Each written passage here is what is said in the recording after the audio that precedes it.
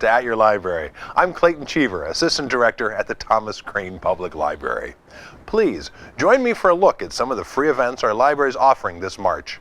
I'm not going to have time to mention everything that's happening at the library this month, so be sure to visit our website at thomascranelibrary.org to view a complete list of what we have going on and learn about our other library services. Now, just about every month, we showcase local talent in our library art gallery. If you are an artist or you know someone who is, I encourage you or your friend to complete our simple online application so you can be considered for a future showing.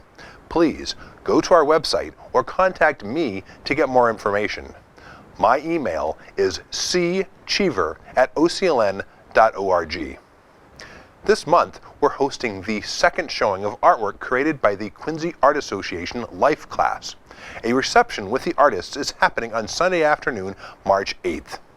Dan Myers from the Quincy Art Association helped curate this body of work and recently stopped by to tell us a little about the first 20 years this class has been meeting. My name is Dan Myers from the Quincy Art Association. At Quincy Art Association, I teach portrait and figure sculpture, and with my partner Chris Kreitman, we have run a Tuesday night life class open studio in which we draw and paint the model, usually a nude model. About half the class does the portrait and about half does the full figure in various medium, and there's no teacher, there's no instructor. It's artists dropping in, paying the model $15 for the 3 hours, and doing what they love to do best. This month at the library, we're having our second group show. We call it Body of Work 2. I think the last one was about 2 years ago. We will have approximately 38 artworks. We will fill the entire display area that represent 15 different artists. And we've got artwork in every medium, from pencil, charcoal, pastel, oil paint, acrylic, and we've even included a few terracotta sculptures. And now that I think about it, we have an airbrush and one drawn on an iPad. So you'll see all the media I think you can use to represent a figure. The theme is just the magnificence and the beauty of the human body. We're all quite stunned by its construction, anatomy, and this group in particular, that's a subject that they have devoted years to. We will have a pamphlet that I found in the Ringling Museum in Sarasota that explains the tradition of nudity in art to children. So if parents want to check that out, it's a comfortable way to talk about it. I mean, if you've been in an art museum, it's pretty hard to avoid. And this gives you a context in which the body is portrayed in its beauty, and we think in a respectful and honorable method. So we have, we think, a great show that is in very good taste. We've got 4 or 5 models that we hire and rotate. They're almost all female at this point. We're looking for a male model, but there'll be 4 or 5 or 6 different models portrayed. Our poster represents our show, the Body of Work 2, we call it. In the upper left is representative of a terracotta sculpture. That's my sculpture. I call it Medusa, I Am Innocent. But we will have 3 terracotta sculptures by 2 other of my friends and students, and those will add a dimension to this show that we've never had before. To the right of that is a painting by my good friend Chris Kreitman and my co-coordinator, model coordinator. He and I have been doing this for, I guess, 10 years. And he is a magnificent portrait and figure painter. And you can see from that work how realistic it is. Going straight down from that is a portrait by Paula Mine. She's one of our devoted artists, and she does excellent portraits. You can see the range of models we have are just about every ethnic group and racial group, and we really enjoy trying to portray different skin tones and body types, and so this is always a challenge to get it right. That particular model was a wonderful person who worked at the went to school at the New England Conservatory and sang us an aria at the end of her modeling session, and she went on to star in an opera about Cleopatra. So our models are quite distinguished, I think. And the last one to the left on the bottom is a lovely portrait by Deb Putnam, an award-winning artist, magnificent art teacher, just retired, and does these gorgeous figures and portraits and lots of other subjects. We get references from I think it's called the New England Model Association, and we get tips from people like in the Boston Realist Academy. There's a model coordinator over there. So model coordinators around this area, within I guess 50 miles, we share references to models. A lot of models bring in friends. We always invite them to come in and check us out first. If you've never done this, it can seem odd, but to artists it's very natural. So come in, check us out, see how the group is, and if you're an artist yourself, a lot of our models are artists themselves, and so and very good ones. So we give them the option to join us on the other side of the easel when they want to. The reception will be Sunday, March 8th from 1:30 to 3:30, and we will have the show goes up this Sunday, March the 1st, about 3 o'clock, and we will have our poster, the brochure I mentioned from the Ringling Museum, a spreadsheet that identifies every piece by number, and we will have a comment book where patrons can give us their candid comments of what they think of our show, and maybe even if they want to join us some Tuesday night as either a model or an artist.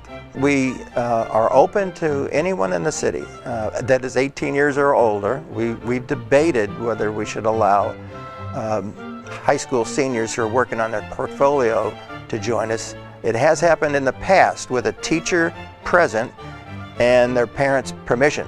At this point, we can't offer that to anybody who's not 18 or over. That goes for the models and the artists. We invite anyone in the city who wants to join us just to see what's going on and join us in the reproduction of a human figure or portrait. Our annual winter concert series is taking place once again every Sunday afternoon in March. Always starting at 3 p.m., all of our concerts this year are featuring music played on the piano, generously donated to the library by the Library Foundation. Every program is made possible by the support of the Friends of the Library. While I'm expressing my gratitude for all the many people who make these concerts possible, I also want to publicly thank Richard Grindler, who helped us locate the piano and who is very generously helping us maintain it with regular tunings. Our first concert is happening on Sunday, March 1st. So our winter concerts at the Crane are starting off with the person that I'm talking with today. Une Jeong is joining us on Sunday, March 1st at 3 o'clock. And I'm so excited to have her joining me here in the studio. Une, it's so good to see you. Thanks for having me here. Thank you for coming to Quincy. Thank you. It is such a treat. It's a beautiful place. Well, thank you.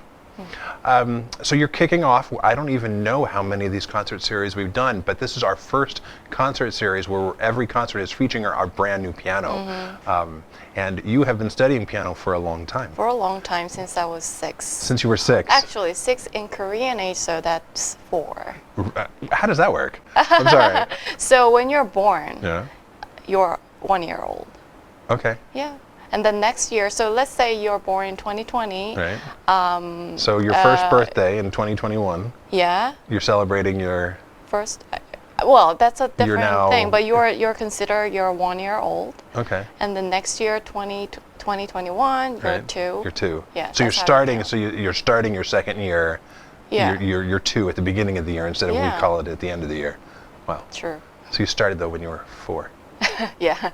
That's a long time. That's a long time ago, you're clearly young still, but that's still a very long time, I'm sure. Ago, So, did you like it growing up? Did you do it because you had to? I loved it. I started by banging the piano. Well, not banging exactly. I like to play low range of the piano and a very high range of the piano. Okay. So I really like the tickling sound, like sparkling sound of the top of the piano, and also the growling sound of the body, the low sound. And then after a few weeks, I think. I don't know how time went by. That's But right. my mom taught me how to play do, re, mi, and then I was good. And then, yeah, since then, I accelerated the process of learning. So she sent me to, nearby, piano school, and then I entered the competitions, and When did you have your first competition? I think I was 7 or 8. Wow, that's pretty quick. Yeah, and I played some Clementi and Mozart. Okay. Yeah. Wow. And original Mozart, right? Yeah. I'm sorry, what? An arrangement or the original Mozart? Original Mozart, of course. Sonata. As I recall, that's Sonata number 10. Okay. I think, yeah. Wow. I remember I took piano lessons, and I definitely played some Clementi. I don't know if I was 8 years old playing Clementi before. But I have a lot of students who would do Clementi at 12 or 13. Yeah. Yeah. How many students do you have now? Well, I don't count. I know? like. It depends on the time, yeah. Well, yeah, I have A a good lot number? of students. Yeah? Good amount of numbers. Yeah. Oh, that's great. Yeah. But we're getting ahead of ourselves. So you studied, you were studying at 6 and 8 and entering competitions. Did you study it in school? Did you, like, I know some people, So- like one of our other performers during this series, actually, he grew up in China and actually went away from home so he could go to like a conservatory, like a music prep school. Was Yeah. that your experience too, or do you stay at home? No, actually, this is an interesting part for most of the people who heard my music. I stopped music completely at the age of 13. Wow. So when I was in middle school, I was good academically. So my father believed that the best, less risky bet would be just, following that academic path. Okay. Yeah. The life of an artist can be a challenging road. Yeah, and then I was in a prodigy, like, Okay. some of the very word famous classical pianists or cellists or violinists. I wasn't that. So You weren't Lang Lang, huh? Yeah, so he thought like, oh, you're good. You study well. You have to, just go to the best university in Korea and Okay. get a good job and live well, find some security. So how long did you step away from the piano? Almost, let me count. So almost 8 years. 8 years. So middle school, high school, no piano. No piano. You went to college. What were you studying then? I went to Berklee College of Music. So there's a you little. could not. You were pulled. It's clearly important to you somewhere Yes, deep inside. it was very important. How did you get into Berkeley if you'd stepped away from music for so I long? know, but I still had the chops. Yeah. And then I switched to jazz. Okay. So. So you were doing and just purely classical when you were studying. When you were younger. when I was Yeah. And at that time in my town, there's no jazz at all. Like Okay. I was never exposed to that kind of No. music. That kind of music. That's a funny way to say it, but yeah, I wasn't exposed to a lot of different genres. How did you first hear it? Well, I was in a professional choir as Okay. a child, and that was a very intense work. A as touring child. choir? Or? Yeah. We did 2 to 3 rehearsals every week, Okay. That and is then pretty we intense. were kind of not paid, but we were supported by the city. Okay. And then we So you toured. had uniforms Yeah, and when buses you and that kind of thing were taken care of. meals and everything, Okay, traveling fees and tour fees and Wow. yeah, everything. We even went to San Francisco, Hawaii. So you weren't just touring around the country, you were touring internationally. Yes, yeah. Wow. Yeah, so I did that, and they cover a lot of different repertoires. I had a really good conductor. He was a very good director, and he featured some of the odd meter, like contemporary pieces, some of the old Christian pieces, like chant like pieces, and also jazz and Okay. Disney, Right, of course. right. Yeah. So I think the first exposure to jazz or different styles it was actually through the choir Okay, work. wow. Yeah. I was first exposed to jazz through choir work as well. That's really cool. Really? Yeah. Oh. What's your part? I sang tenor and Tenor. baritone. Yeah. Yeah. I was first soprano. You were and first soprano? Then Wow. I was. Yeah. But then, when you were going through, when you were getting older, you Right. get your voice change. Registers change. Yes. Yeah. So I became alto. Okay. Yeah. Do you still sing today? I do not sing choir, stuff anymore. Well, I would love to do some work, but I don't really feel like I'm a good singer. I'm sure that's not being fair. So do you accompany yourself? Do you just sing like as you play piano? I do sing pansori. Okay. And I saw Pansori, Pansori. That's some of the work that you've been doing. I saw some Yes, videos yeah, online where yes. I think you had other people singing though, and you were playing. Did I? Yeah, I didn't that's see any true. video of you singing. Oh, Did I miss them? There's one video that Okay, I I have to was look singing harder. in pansori style, but not pansori actual repertoire. Okay. Yeah. So I for feel people like, who don't yeah. know, and I just got introduced to Pansori recently. So Pansori is. Tell me what Pansori is in the tradition. Pansori- it's kind of like fado. Or- Fado. That's no? Well, I mean, know in- somebody yeah. said that, but I don't think that's the best Okay. comparison. But I don't know. Okay, so it's a storytelling kind of music. Yeah. It's like an opera, and we have, I think, we have some existing repertoires, and if you perform one piece in full, it takes many hours Okay. to do that. So it's rarely a case to one performer to sing it. So it deals with most of the story of, poor people, Okay. female. They went through a lot of different life experiences, and then it's about their stories. And then the singer will be singing, and then also moving, storytelling, like a rap. It sounds almost like a rap. Sometimes. Like a rap. Yeah. Okay. Wow. So and is then it? a book is a drum, a barrel drum. Okay. It's he or she would be the accompanist. So Normally it's a just singing and the singing book. and the drum. Yeah. Yeah. Okay.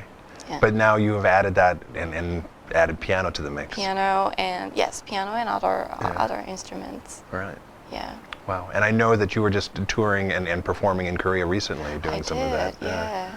So that was my for my new album. It's a live recording of Pansori singer, me on piano, cello, and drum set. And they're all original in the Pansori style, but original music that you've written, or you're taking It was free improv. all free improv. All free improv. That is going out there without a net. That's impressive. That's Thank really you. neat. Yeah. Will you be performing some of that for us? Obviously, without the singer and the drum, because I think you're playing solo when we I get could, the Grace. I could definitely sing some of the repertoires if the audience are interested. Okay, well, we'll have to see what they're interested in and touch base. Yeah. What else are you planning on playing? Are you going to be playing a little classical, a little jazz? What are you interested in? well- I always love something that people appreciate, and I'm always looking for something that we all like to hear things that are familiar in some way. But it sounds like you have some repertoire that's yes, not going to yeah. be familiar to a lot of folks too. How do we help people bridge that difference so they can appreciate from what they know to this greater world? I think everyone wants to experience, and then when you enter a room in a concert hall or anywhere, you want to experience something, and I would like to bring some experience on the spot. Okay. On the spot where I'm present and everybody else is present, and we're making that together. So that connection of being together already should give a connection between the audience and the artist myself, I think. Yeah. So I'd like to, some of the repertoires I would like to perform would be drawn from my first album called Turtle Suite. That combines some of the classical elements to it, but a lot of colorful harmony and a lot of musical storytelling. So I think most people appreciate that instantly. Okay. Yeah. It's more accessible to a lot of folks. Accessible, yeah. Do you still incorporate some improv as well? So of even course, if people yeah, go yeah, out yeah. and listen to your music, I know you're on Spotify. I know you can find you on YouTube, and there's other places to find your music. Are you on Bandcamp or? I'm on Bandcamp. Yeah, That's, everywhere people are looking, they can find you. Yeah. Yes. iTunes. And, iTunes, Yeah. Apple iTunes. Spotify somehow they didn't put my recent record somehow. Hey, Yeah. you should fix that. I should Yeah, fix that. I would yeah. like to hear that. Yeah, but I'm on Spotify, Apple Music, iTunes, and YouTube. And But even what Bandcamp. people find there, you're going to be improvising at this concert, so they'll have an Yes. idea of what you sound like, but they have to come And They actually, have to come. They have to there be is no present. substitute because it's never the same thing with improv. Never. That is the thing, you know. A lot of artists, a lot of musicians, we don't really believe in the same thing repeated in. It's different than a painting. It's a living thing. It's a living thing. It's an organic thing, and you know, it has to do with where you are at the moment, space time. Yeah. Yeah. If you're going to be mindful and present, you Yes. can't be somewhere else. You have to only No. be here. Yes. Yes. I'm so excited that you're here with me today, and I'm really looking forward to your performance. Thank you. So thank you for joining us. Thank you, Clayton. So I hope you're as excited as I am to kick off our winter concert series with Une Jeong on March 1st. It's a Sunday at 3 o'clock. Just like every Sunday in March, I hope to see you at the library.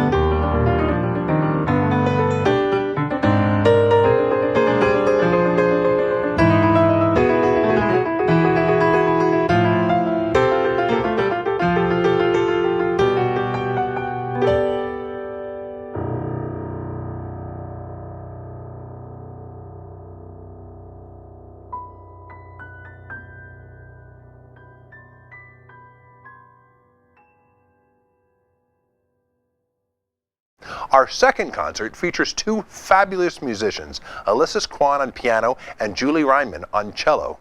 I recently had the pleasure of talking with both of them, who perform as the group Duo Ami. Our winter concerts at the Crane continue on Sunday, March 8th at 3 o'clock with Duo Ami, who I have the pleasure of speaking with today. Thanks so much for joining me today, Julie, Alyssis. I'm so glad to have you here. Thanks for having us. Yeah, we're very happy to be here.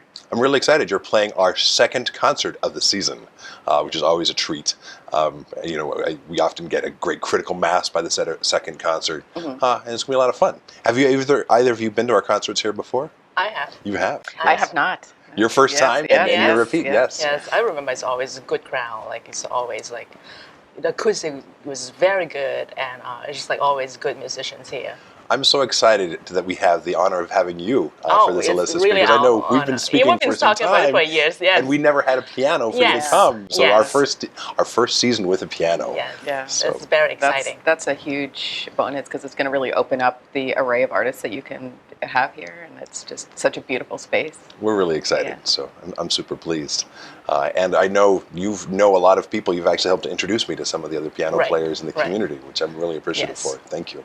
You're welcome. So, but we're not here to talk about anybody except for the two of you, which is an obvious, just such a great talent and such a treat for us to have. You're both very professional women who have done, I know that you both have advanced degrees in other fields beyond music, and you're also very advanced. You both toured around the world with music as well.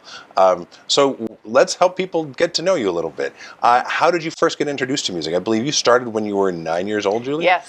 So my mother loved the cello, Oh. and I quickly followed suit and just took off like gangbusters, and was very lucky to be able to play. There was an amazing cello teacher named Aldo Pariso who was at Yale School of Music, and so I was able to get into his studio, and then just went on from there, and then went to Curtis Institute of Music and studied with David Sawyer of the Guarneri String Quartet, and did a ton of playing, around, mostly actually in the United States, but also Europe and South America.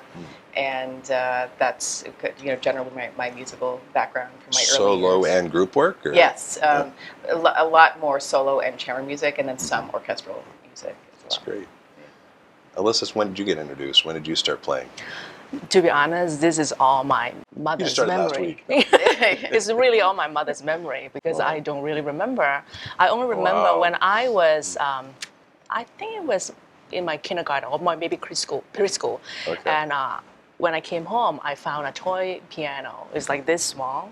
And then I remember my mother was changing me and I was playing. So, but that's all the memory that I have from, I can't even remember It's when was just my an first. octave. Octave, Probably 14. two. Probably two. Right. So my mother, thought maybe, I was interested in it. She said I was able to repeat the tune that I learned from school on the piano on my own. So that must be when I was 3 or 4 years old. So she thought, okay, maybe she has some potential or talent. Since that's what she Yes, said. obviously. Right? Yes. So that's how I started. So I'm fascinated. You both studied music, Mm-hmm. obviously, and that's how you've had so many opportunities. But then you also found that you were attracted to other disciplines. Right. How did you balance in school and how do you continue in life to balance the professional interests and these intellectual pursuits? Because you're both not just doing you don't have menial. You're not doing. I don't mean menial. I mean manual work that you're Right. doing. You're doing both intellectual work.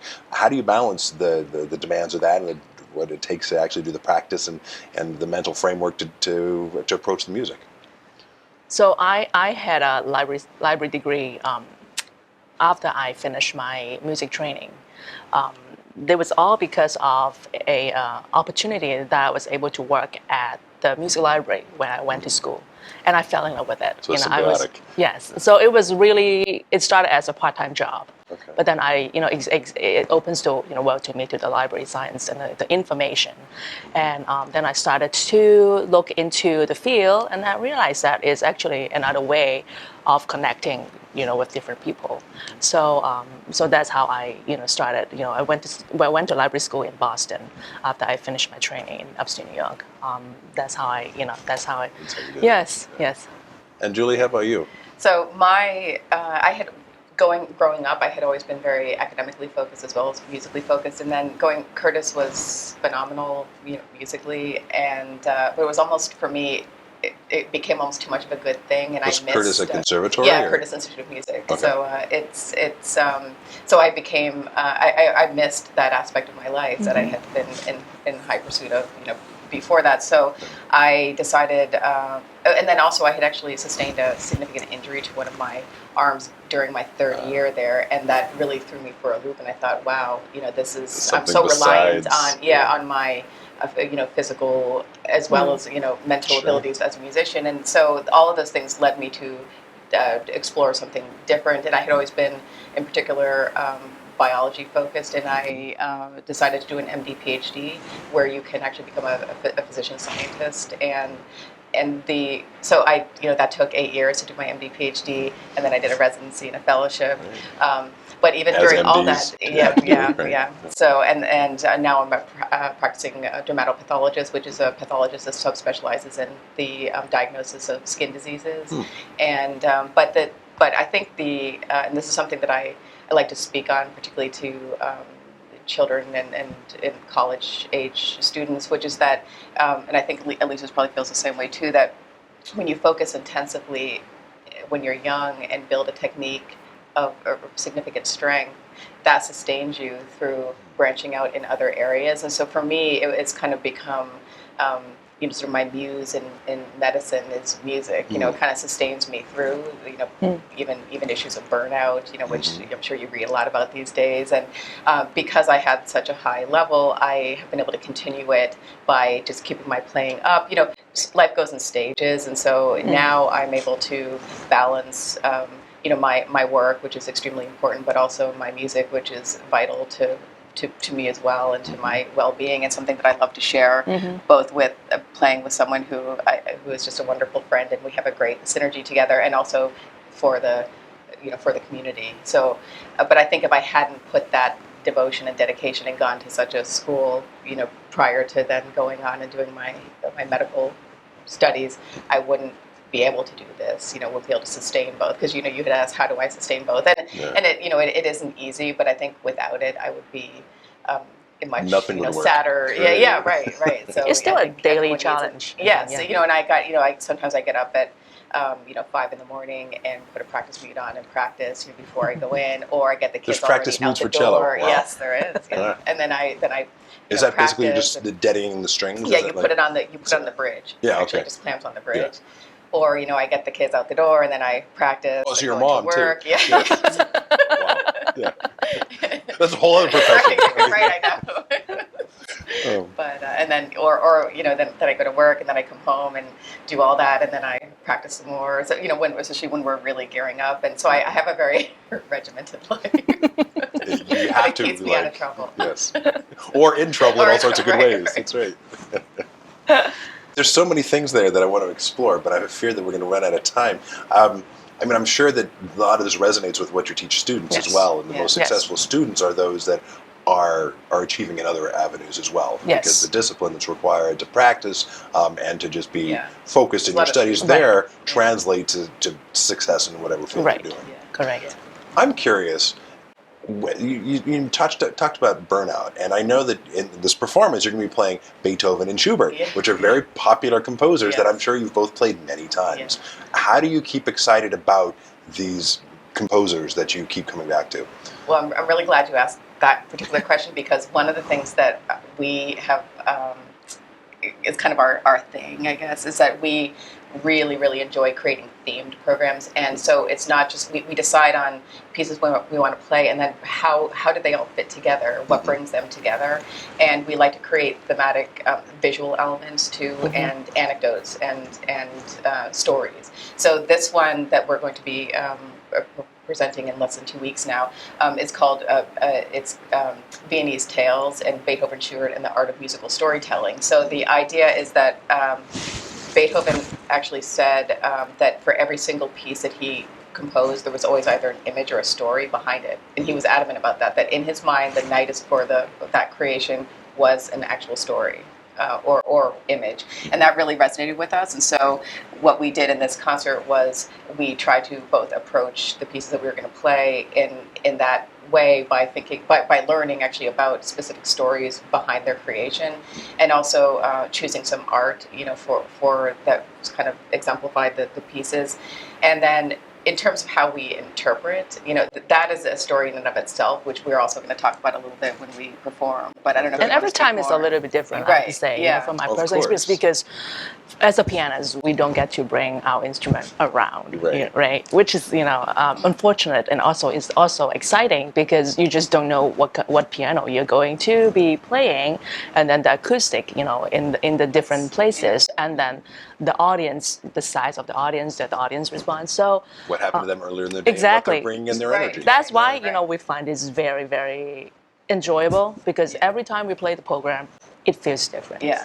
It does. And we have, and this is really, and it's true. It's like a when you meet that special friend or person who you can communicate with in a way that is, I can do something of the moment, and Right. she can And you respond, and respond. vice Yes. versa. And there's something very magical about that Right. when it, It and is, it it just, is. It's dialogue. yeah, And it's yeah, just the It mode is. of it really is. communication. And It it's is. just, and I think the audience, it seems to us that the audience appreciates that too. So many people come up to us that, you're like I think the last concert was like, you're like a hand and glove, like hand in a glove. When we hear you play, it's like it's this kind of one person playing, which is just the highest compliment that you could Yes. get as a group. I feel so fortunate that you're going to come play for us. Thank Yeah, you. we're very- One last thing I want to say is that because you mentioned the visual element, we're going to make it easy for people to view these. Yes. We have a link on the program Yeah. so people can actually scan it, or they can just follow the link on their phone. Yes. So this is going to be one concert that Yeah, people can go to and Where look you at can their use phone. your phone. Just turn the ringers off. Yes, no ringers, but if you want to use the display, Right. you can appreciate Yes, the art. yes. So people who have phones should bring them. Yeah. Yes. Yeah. Yes. That's great. Which is probably most of our audience. Yeah. Right. Yeah. Well, great. I'm super excited to have you here. I know you'll be talking more, and we're going to watch a little clip here in just a moment Yes. from a past performance. So thank you. Then Thank thanks you for so coming to much. Quincy. We look forward to it. Yes.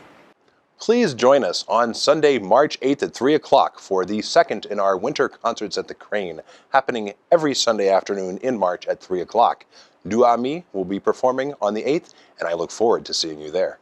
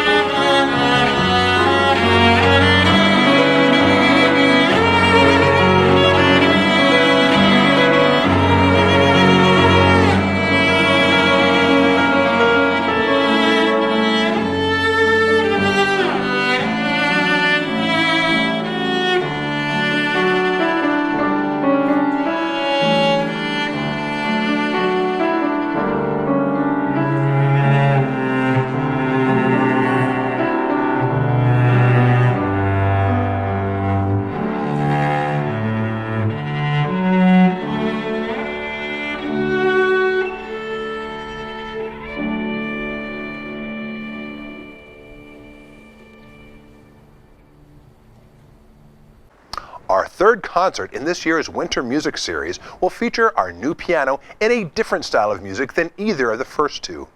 Danica Holmes and Jeb Hart are a nationally touring duo who are based out of Nashville, Tennessee.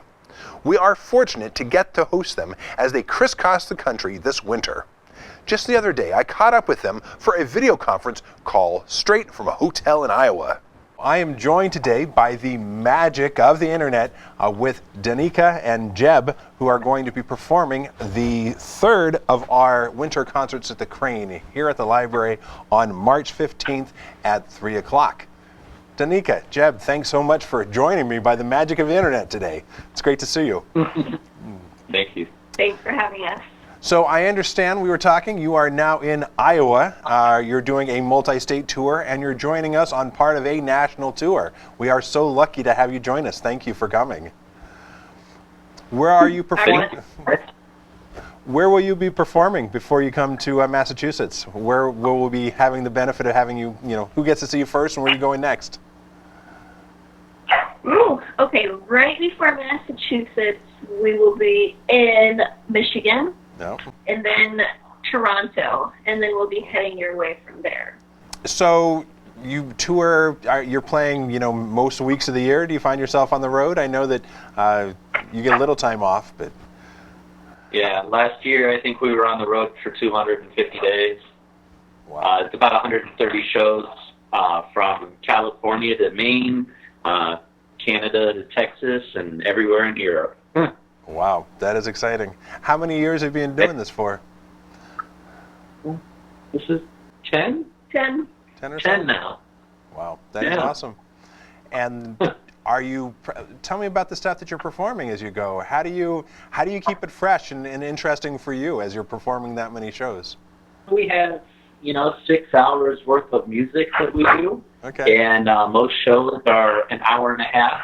Okay. So we actually just did a show where it was two double shows, a 5 o'clock followed by a 7:30, and there was very little crossover between what we did, and that helps. Sure. And also, Jeb does a lot of improv, so even though if the song might be the same from concert to concert, it's never going to feel the same because of what's happening on the improv side of things. Yeah.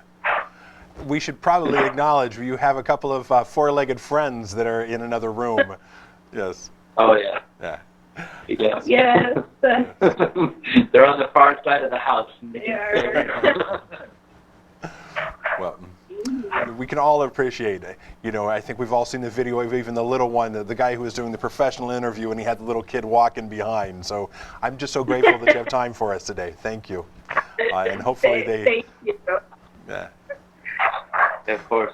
So you've been playing and touring for 10 years. Were you both playing a lot of music before? I mean, tell me about your kind of musical history. I'm fascinated. I always love to learn a little bit about what brought you to music in the first place. Sure. Well, I grew up in the theater, and I'm classically trained in the Suzuki method on piano. Okay. As a kid, and my parents, I'm one of 5 kids, and they put all of us in every activity, all of the sports and all of the music things, and just to see what was sticking for me, it was absolutely music. It was piano and singing, theater, for sure. And Jeb, you... Yeah, so I've been playing music my whole life. For the most part, I started on saxophone and went to guitar and bass and drums and started recording, learning how to do that when I was 15.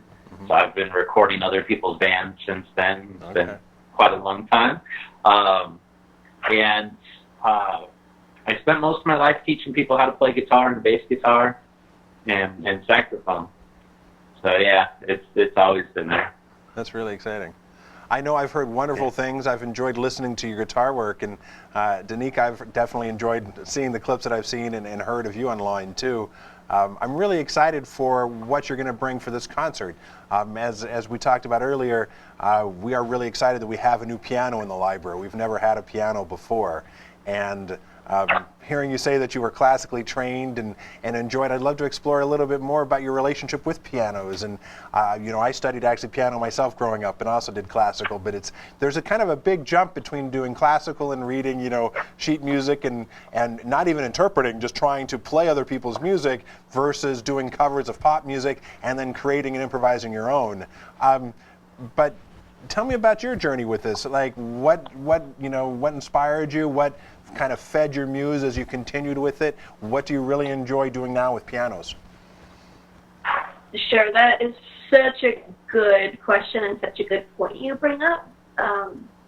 Because I was classically trained, I don't know if you're familiar with the Suzuki method, but it's really kind of an ear training program. Right. So I never really learned how to read music very well. No.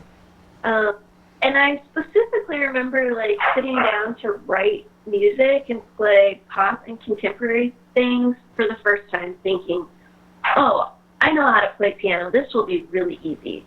But they're actually two completely different and hardly even related skill sets. I actually feel like I had to start back over at the very beginning just to learn simple things, chord clumping, chord structures. They don't teach you that stuff when you're trained the way I was. So I thought I would have this big head start, but I didn't. Not at all. You may have had the fingers, but yeah, the interpretation, the ability to get your head around it is something else. I actually found my journey, I played piano for a long time, and then I played guitar, and I found actually because of, it's not linear, there's so many different ways to orient yourself on a fretboard, and then I started studying guitar and got into some theory there that I was able to translate back to piano and think about, chord progressions and it was I just approached it in a very different way and was actually able to understand some of what I tried to study in piano better from this outsider perspective, and was able to free myself up a lot more too. Yes. Yeah, of course. Yeah, cool. Yeah. But we're not here to talk about me. So tell me about the pieces. Do you know ahead of time with all this repertoire, how do you think about what you're going to play? What's the kind of creative process for the show that you're going to come and perform here? Right now we're working on a new album. So we have quite a bit of stuff that we're still working out and trying to decide exactly how that's going to sound. So we'll definitely be doing some of that. We do a number of pieces that Danica always says that we wish we wrote. Right. Like While My Guitar Gently Weeps from the Beatles, we do a version of that, and that goes over really well. And well, of course it does. It's the Beatles. Also, we take our audience into consideration. Where we're going to be playing. If there is a really nice piano, of course, we include our piano things, whereas we don't always do that. Sometimes there's not enough room. Right. Sometimes the piano hasn't been tuned in 15 years, and we say, oh, that's okay, we just won't use that tonight. It's a nice prop in the background. Yeah.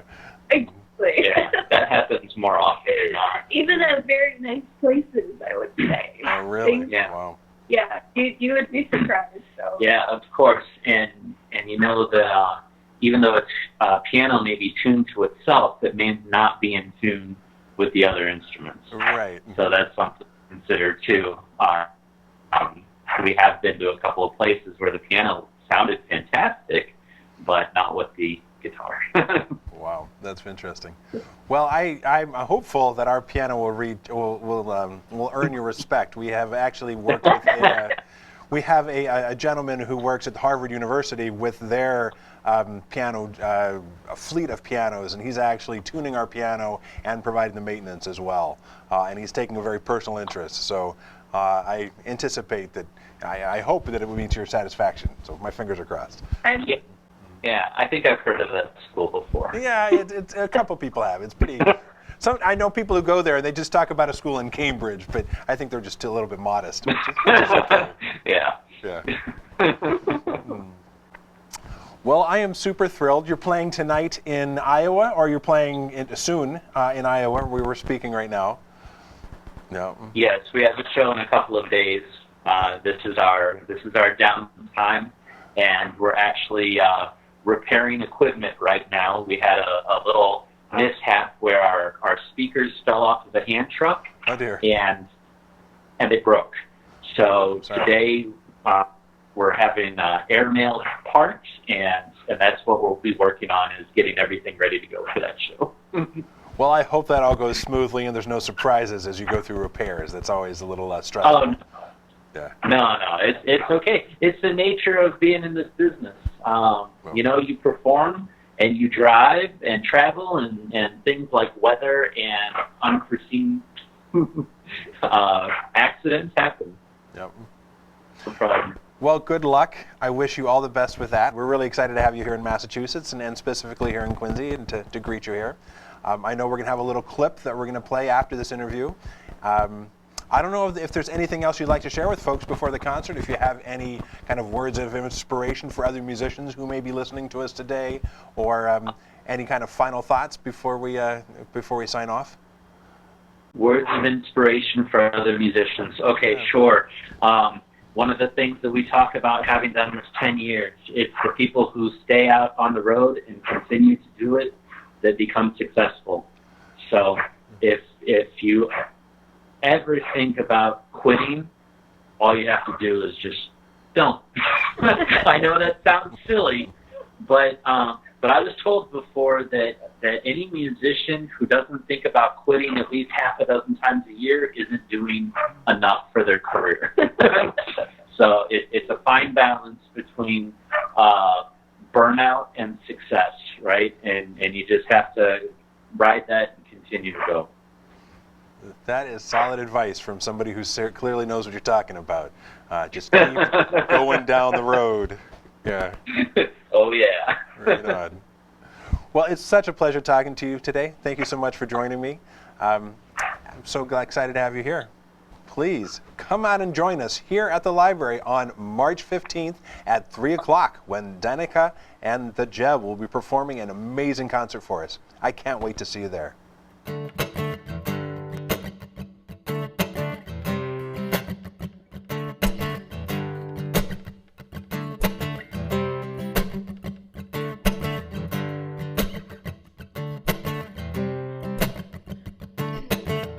I saw you walking on a Sunday afternoon.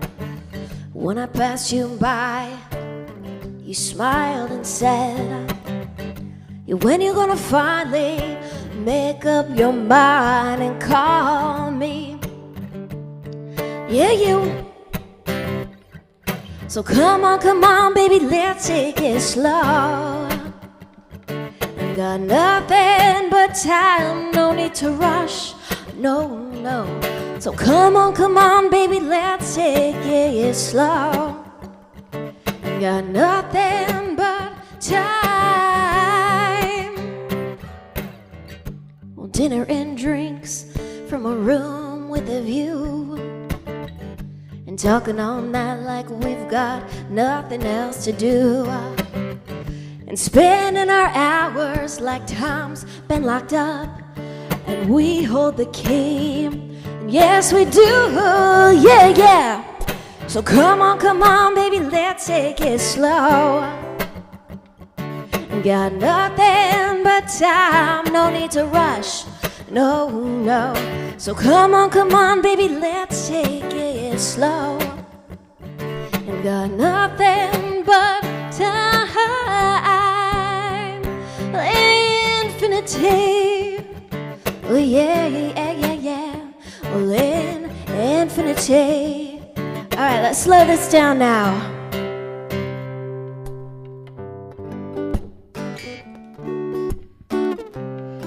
All right. Rumor has it that you guys had a really long winter up here. Is that true? Okay. All right, well, we're gonna do the opposite of winter right now. I want you to imagine yourself on a beach where it's nice and hot and sunny, and your toes are in the sand, and it smells like coconut, and your drink has a little umbrella in it. Are you there? So come on, baby, let's take it slow. Got nothing but time, no need to rush, no, no. So come on, baby, let's take it slow. Got nothing but time. Well, infinity. Oh yeah, yeah, yeah. Well, infinity.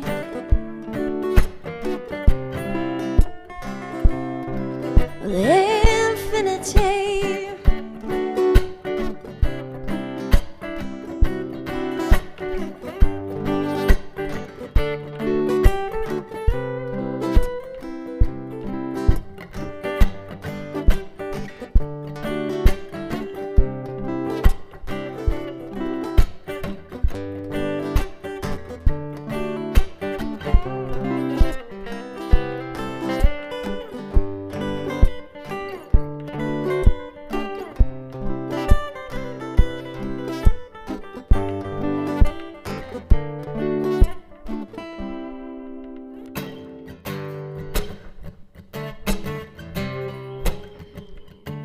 So come on, baby, let's take it slow. Got nothing but time, no need to rush. No, no, no, no, no, no. So come on, baby, let's take it slow. And got nothing but time. Infinity. Well, yeah, yeah, yeah, yeah, yeah. Well, infinity. Infinity, yeah, yeah, yeah, yeah. Infinity, yeah, yeah, yeah, yeah. After a solo piano concert and 2 duos, we expand to a 3rd musician with the Essex Piano Trio, who will perform for us on Sunday, March 22nd. Bringing a cello and a violin to accompany our piano, I'm sure this is going to be another great concert.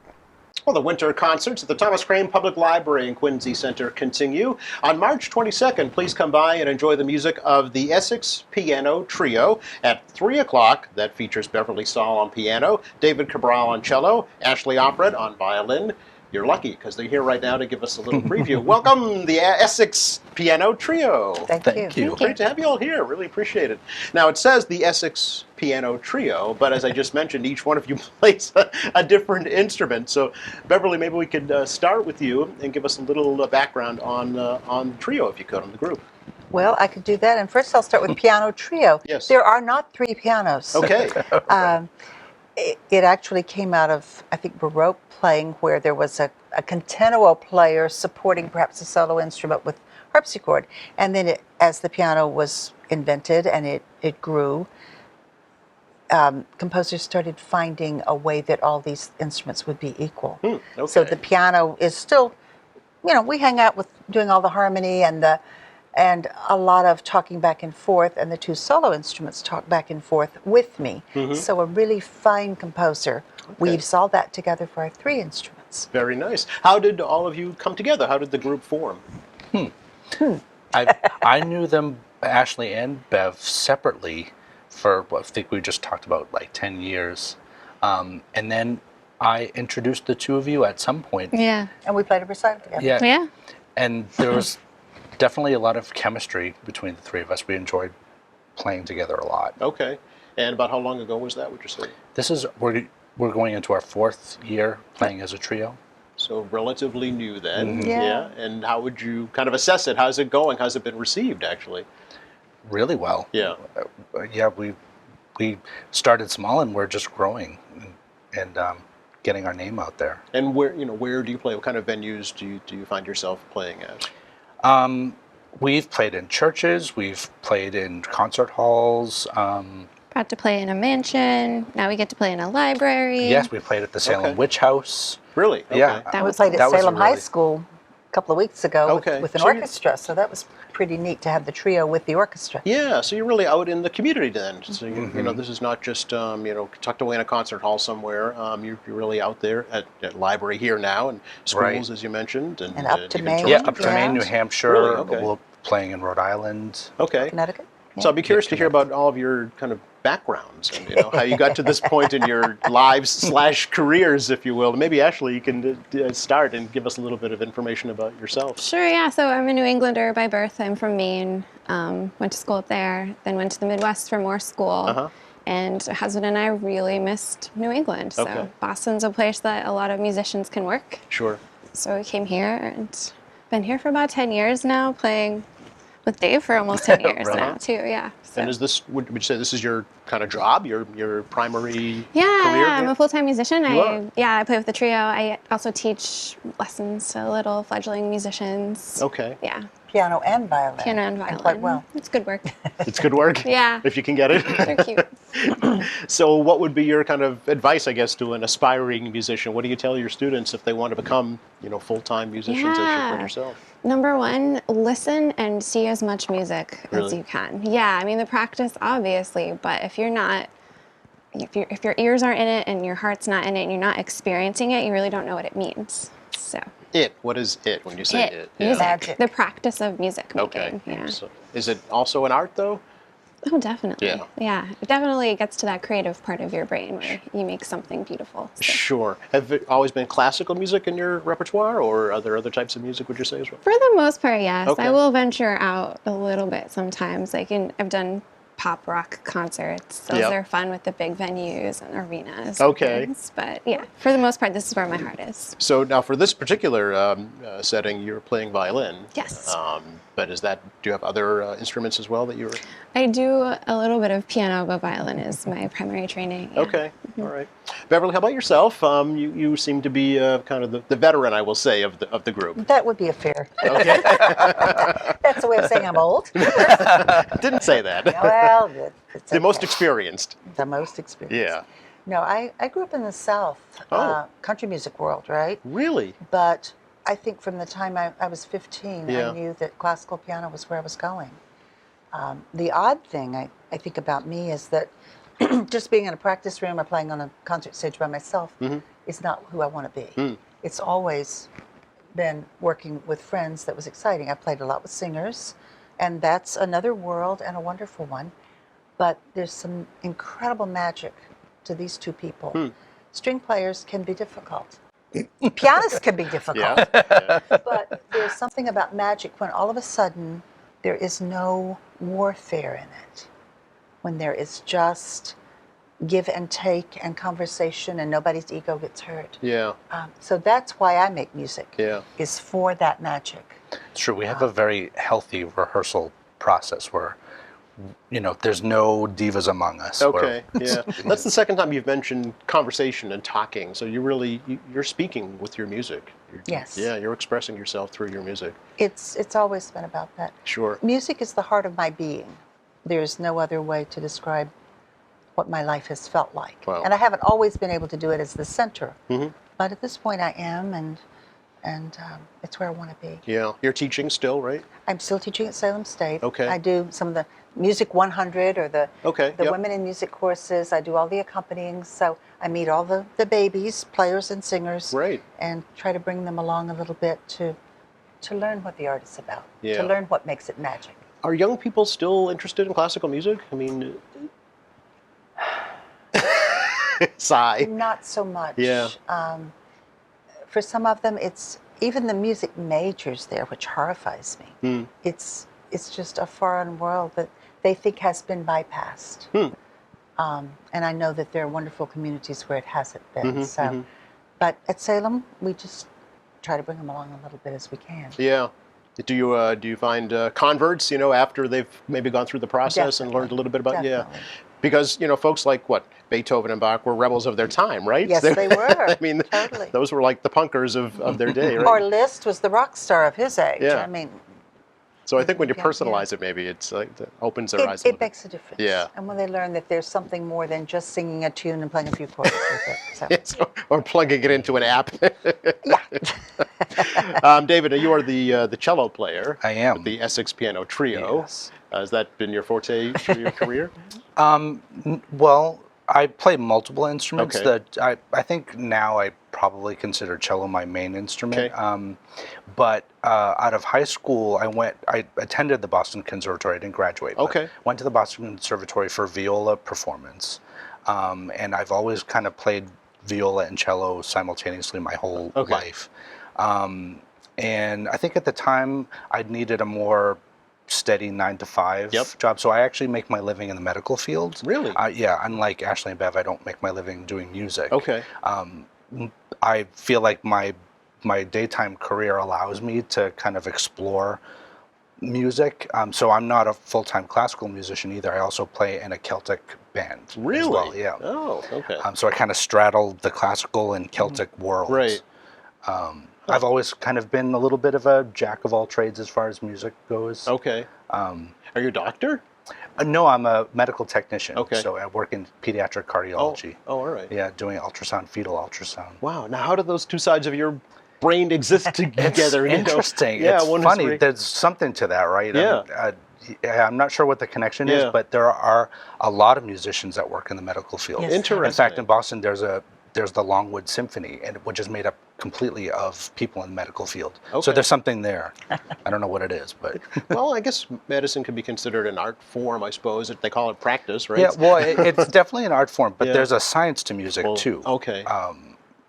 So I don't know, the musician brain somehow, those two things overlap, Yeah. science and music. Interesting. Yeah. So the Essex Piano Trio, who would you say is your audience? You know, I mean, who enjoys listening to you folks, and what do they get out of your performances? I think we That's a great work question. really hard to not do the same format that other piano trios do, which is 3 really big works, which might be difficult for a listener who's not used to attending Yeah. those kinds of events. So we like to pull in a smattering of all different styles. We've done some tango, we've done Ah. some more eclectic modern things, Okay. some of our own arrangements of works, just to try to give more things and more variety, maybe to an audience that isn't, is looking for that. Right. And we talk.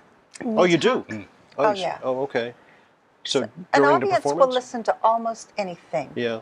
if you can convince them of its worth. Yeah. Interesting. So before the show, or during, or after? During. Yeah. Okay, so you'll introduce pieces. Well, yeah, Bev is really great about kind of setting up certain pieces that might be a little more challenging for an audience Yes. to hear. Certain composers are a little bit more challenging than, the classical stuff that's very easy to listen to. Yeah. Bev is really great about kind of preparing them for what they're about to hear. Okay. And I think that starting off at that point really helps the audience appreciate it more. Okay, so in other words, listen for this. That helps them pay attention. I Right. suppose, Or in right? just saying, it may sound a little strange to you, Yeah. but this is where it comes from. Okay. Then you ask them for their reaction afterwards and say, "Did you hear that?" We often get them. Yeah. Yeah. Yeah. Yeah. Let's talk about the performance here in Quincy. Again, it's Sunday, March 22nd from 3 to 4 p.m. What will folks experience that day? Well, the Richardson Room, first of all, is beautiful. It's so if gorgeous. you've never been there, that's Yes. gorgeous. By the way, it's a new piano that's donated to them. Will you Exactly. be using that?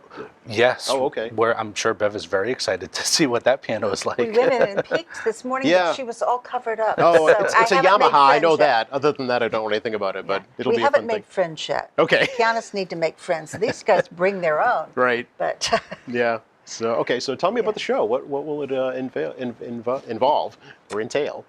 well, we're doing all Beethoven, which Okay. is already a departure, isn't it, from what we've said Yes. is our approach. But it's coming up on the 250th birthday of Beethoven. Oh. So we've set a big chunk of our time aside this year to explore Beethoven because he truly wrote the first big body of piano trios. Okay. There would not be the piano trio as we know it without what he wrote for us. Wow. So this concert takes his very first 3 piano trios. We're not doing entire, we're doing one whole one and parts of the other 2. Okay. But can you imagine Vienna in 1795, is this young whippersnapper Right. who's about to play a new style that, Master Haydn is in the room. Right, but right. It's a room not unlike the Richardson, perhaps. It wasn't a concert hall, but everybody came to hear what this young guy had to say. And the works show, I think the first one is a lot of homage to Mozart, Okay. who had just died, but who was the master. Haydn's still in the room, looking pompous about it. And the second trio is very much in the style of Haydn. Goes a little further, but you can actually pinpoint some of Haydn's works and say, that's it. And then the third one is just Beethoven. Okay. Fresh and wonderful. Yeah. Beginning to get at that style that is truly breaking out of the box, changing the musical world. And so I think we can have the audience hear that and realize how refreshing it must have been then. With Beethoven himself at the piano, I mean, who do I think I am right now? But I think it's also remarkable. It's his very first publication, and there's such mature works. he was 24 years old. Wow. And he had played them in Vienna a couple of years before they were published. Yeah. But they were just so different, and it was a whole new genre. I mean, Haydn had written piano trios, but they are not the same kind of works. Mozart wrote a couple. But just, it's a whole new world, and it was so refreshing then. Like now people think classical music is dead. Right. But then it was Cutting edge. just cutting edge Yeah. and forming. And so- Neat. You all seem to really enjoy and get a passion for what you do, so I'm sure it's going to come out in the music and in the performance as well.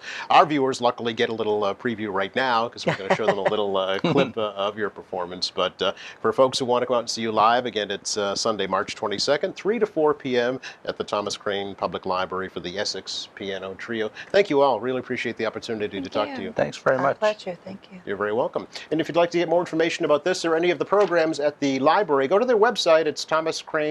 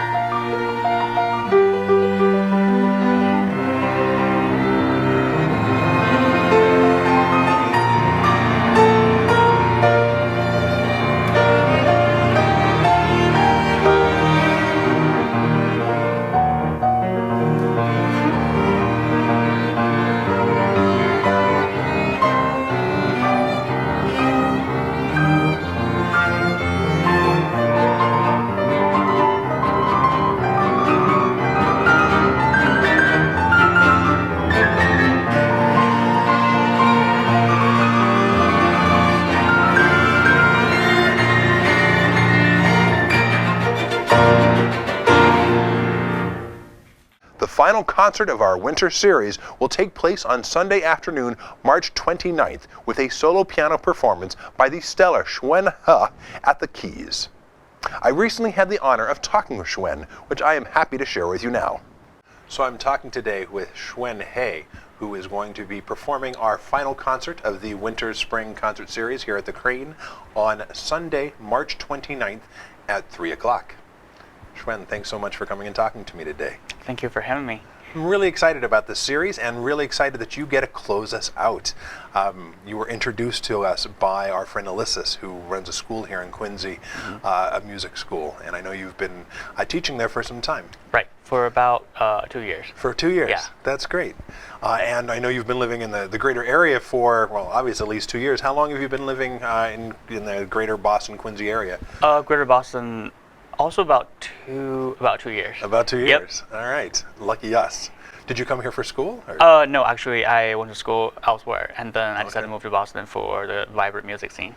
Oh, for library music. Yeah, for vibrant music scene. Vibrant music. Yes. Okay, I was like, library music. Library is also library music, right? Yeah. Well, I thought maybe you came here for school because I know that you do some work. I was looking at your resume, and I know you do some playing over at Berkeley. or at the New England Conservatory. You have a lot of different kind of part-time piano playing gigs. Right. Yeah. Yeah. Tell me a little bit about those. Where have you been playing lately? Sure. So I mostly play at the church, St. Cecilia Very Parish. classic. After once talkies were introduced and they couldn't have piano during the movies, I think church became a very popular place for piano players. Yeah. So I play also organ there. And organ too. Yep. Organ and piano, and I accompany students at Boston Conservatory. Okay. And also every week I play at Brigham and Women Faulkner Hospital. In just the lobby, or where do you play in the I hospital? play in the Department of Psychiatry. In the Department of Psychiatry? Yes. Wow, that's fascinating. Yeah. What do you play there? I typically take requests. Really? Yeah. Okay. So I A lot of bring show my tunes, I bet. Yeah. yeah, a lot of show tunes and sometimes musicals. Yeah? Popular songs too. Yeah. So you have a really wide range that you play. I was listening online, and you had, I think it was all Tchaikovsky that you had. Yeah, I have some online. Tchaikovsky on my that's true. But you Yeah. play show tunes. You do popular music. I have I saved a lot of sheet music in my computer, so when I go to the hospital, I bring my laptop with me, and then I also just Google sheet music, whatever they request. Sure. Yeah, and then I go from there. And as long as you've got a lead and some chord changes or something, you can play. Yeah, or better written out. Sheet You like the music. whole thing. Yeah. You don't just work off a fake book. And not that, so often. Yeah, that's right. Okay. Yep. Neat. Where did you study? Have you been playing piano since you were just a wee little one, or? Yes, I started piano lesson when I was 8. 8. Okay. And then I went to a conservatory pre-college program for 6 years for middle school and high school back in China. Wow. And then I did my undergrad in Bowling Green, Ohio. Okay. And then graduate school in Chicago at Northwestern. Okay. And then I also spent a year studying early music in the Netherlands. Wow. Yeah. You've done a fair amount of traveling on the piano then. Yep. How did you get from China? We're in China, first of all. Central China. Yeah. Which state? Sichuan. Sichuan province? Sichuan province. Yep. Okay.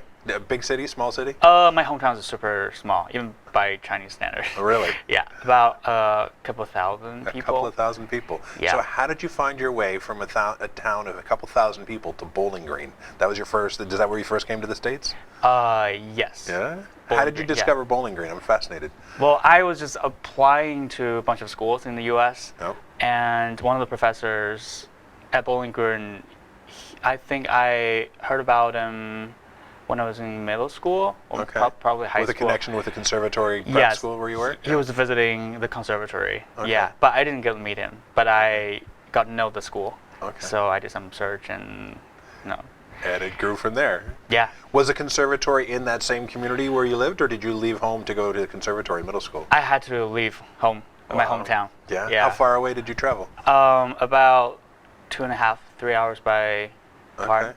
Yeah. So you would go during the week and then spend weekends at home? Or No, actually just moved there. You just moved there? Yeah. Away from your family? Or Away from my family. Away from and in middle school? Middle school. That is quite a dedication.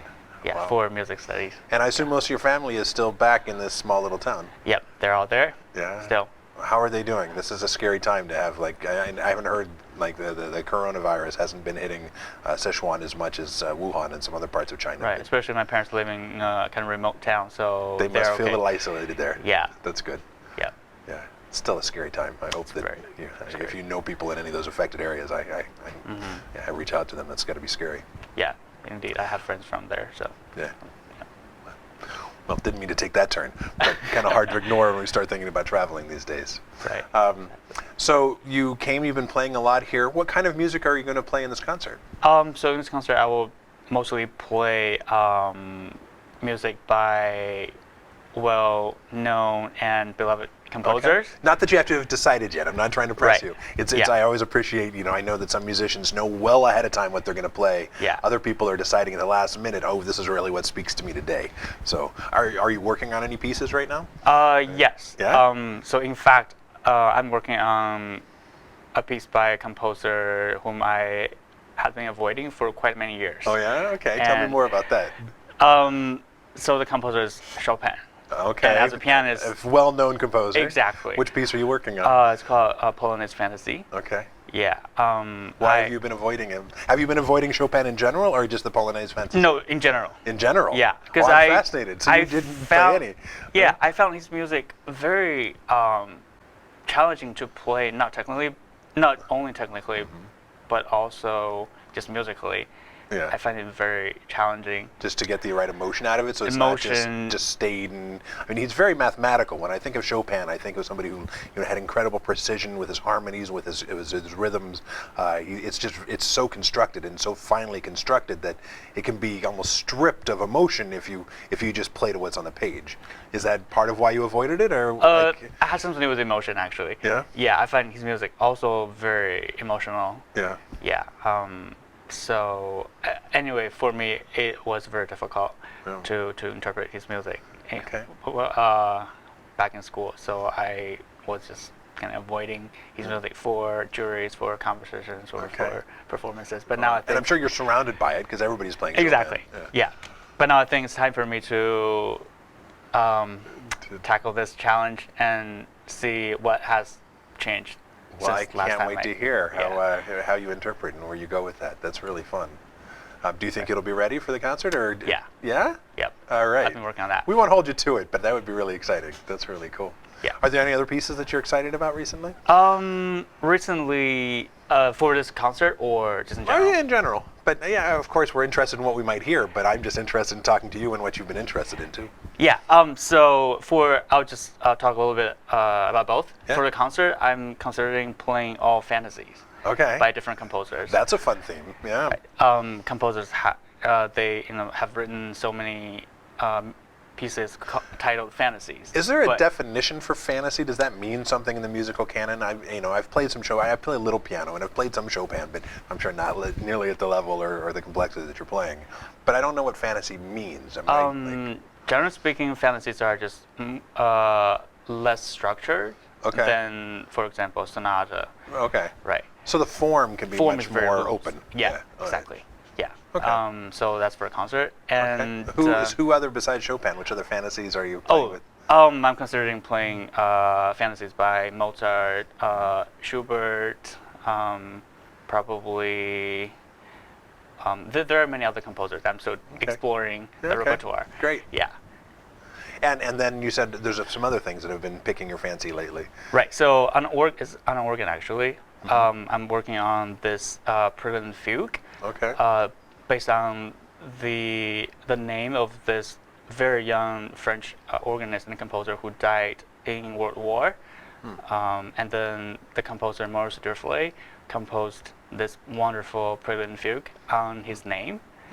Yes, and it's just very powerful, emotional, and I just can't stop practicing it. Oh, okay. Yeah. The fugues can really get in your brain. They're just those little earworms that you keep hearing the melody, keep repeating, and with a good melody, it can be really intoxicating. Right.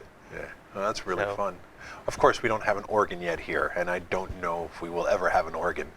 So we will have to enjoy everything that you're bringing on piano. Yep. Do you split your time practicing pretty equally between organ and piano?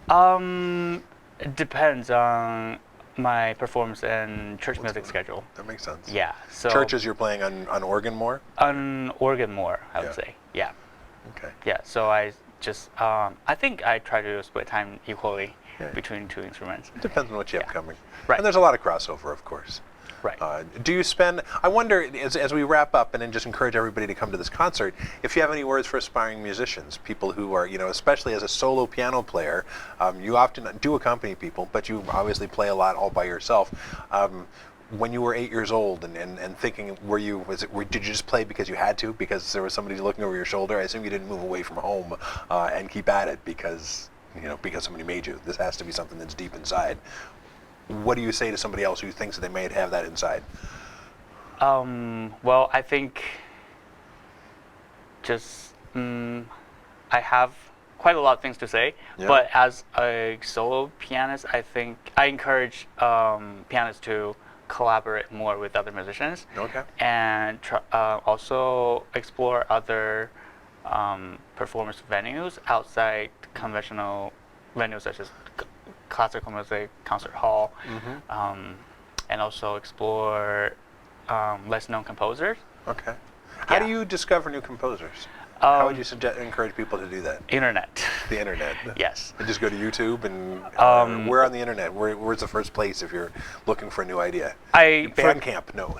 For example, I just recently just go on Google and then type a few keywords. For example, if I want to do some research on, let's say, 18th century woman composer, I just search that and That makes sense. Yeah. see what comes up.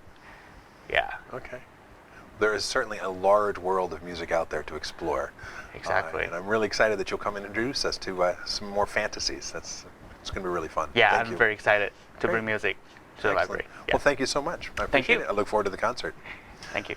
Please come out and join us for the entire music concert series, and especially to hear Xuan He on March 29th at 3 o'clock here in the library. Can't wait to see you there.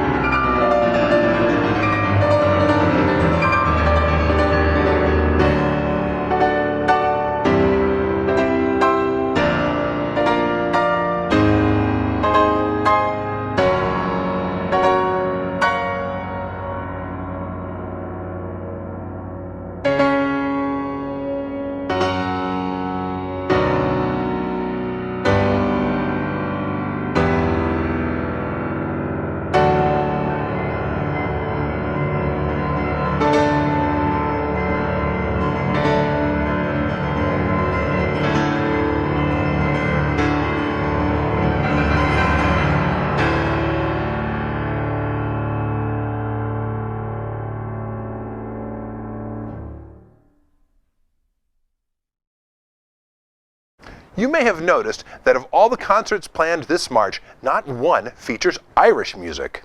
My first priority this year was a series of concerts that highlight our new piano.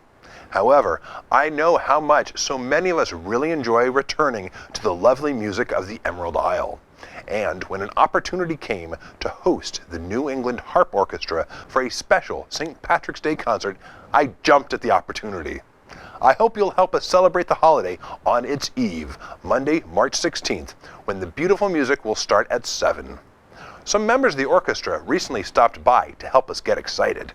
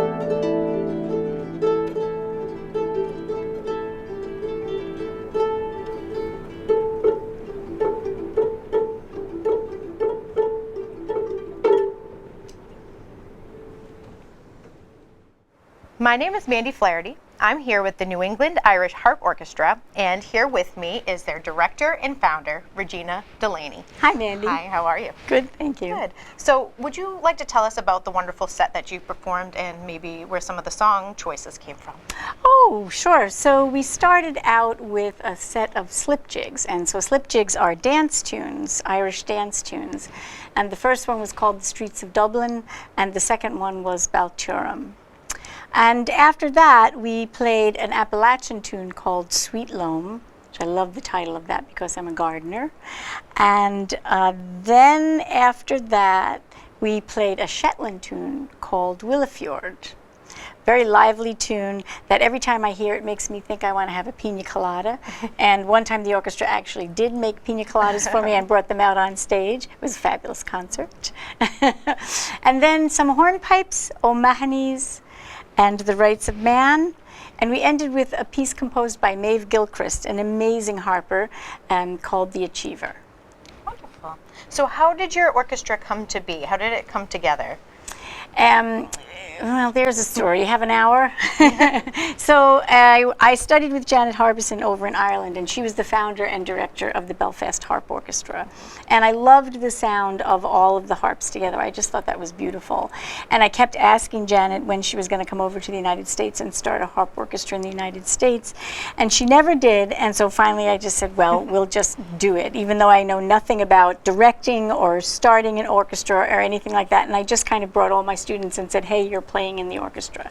And that's kind of how it started. And that was 16 years ago. Wow, that's fantastic. And now you've grown quite a bit, so that's wonderful. And speaking of Ireland, I hear that you have an upcoming trip with your orchestra. Would you like to tell us a little bit about what that entails? Well, we used to have a fiddler that played with us, Grace Timlin, and she's from Galway, and she moved back last year, and she kept saying, you have to come over and do a concert over here. I think she just didn't want to fly back to the States to play with us. So we arranged to do that. We're going to have a concert in Galway, in Doolin, in Portlaoise, and Cahir. We'll be meeting up with some other musicians over there and sharing the stage with them, so we're looking forward to it. That's awesome. So what do you guys look forward to most about your trip to Ireland? This is actually our second tour in Ireland, and the scenery was great, the food was great, but we take our music very seriously, but never ourselves, especially in Ireland. Caroline, this will be your first trip with the orchestra in Ireland, yes? It will be my first trip with the orchestra, but not my first trip to Ireland with you. This is true. We were there together last year having a blast in one of the places we were going to be playing. As a matter of we're going to have a bigger group this year. A larger group, yes. Sounds like a lot of fun. It should be. Absolutely. So you also have an upcoming show here at the library, We do. March 16th, if I remember correctly. Can you tell us a little bit about what that program will be like? Sure. So there'll be a lot of the music that you heard this evening. We'll have more people with us that will be in the concert. We'll also have some songs and some dancing. So those will be some of the things that will be at the concert that we didn't do in this little video right now. So fantastic. So for everybody at home, you'll be able to see the orchestra live at the Thomas Crane Public Library on March 16th from, I believe they start 7 p.m. So see you there. Now, I have a question for you. Do you know how to change a flat tire? How about a flat tire on a bicycle?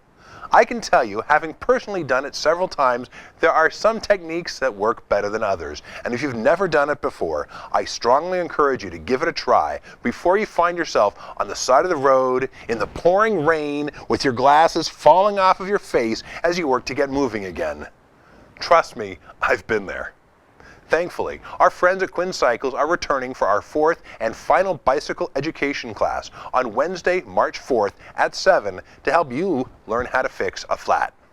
Irene stopped by the studio to tell us about this class and the series. This month's feature program at the library highlights biking education series in Quincy. I'm joined today with Irene Lutz from Quinn Cycles. Irene, thank you for joining me today. Thanks for having me. Tell us a little bit about your personal biking history. When did you start biking? Oh, my personal biking history.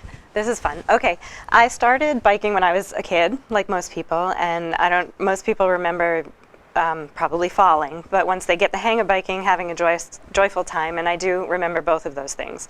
But then I stopped biking for a while, and I rediscovered it when I was in college. and I started biking around town when I was here in Quincy and biking down to the beach. And I just discovered this new passion for a way to get around that didn't require me to have to find a parking spot and pay for gas. So that was really exciting. And then later, when I met my husband and we were married and we had my son, we started biking for transportation a little bit more as a family. And he started, my husband that is, started bike commuting, and we put a seat on our bike, and I took my son around, and we'd bike out to kids programs and just started biking more and more, started doing our grocery shopping by bike.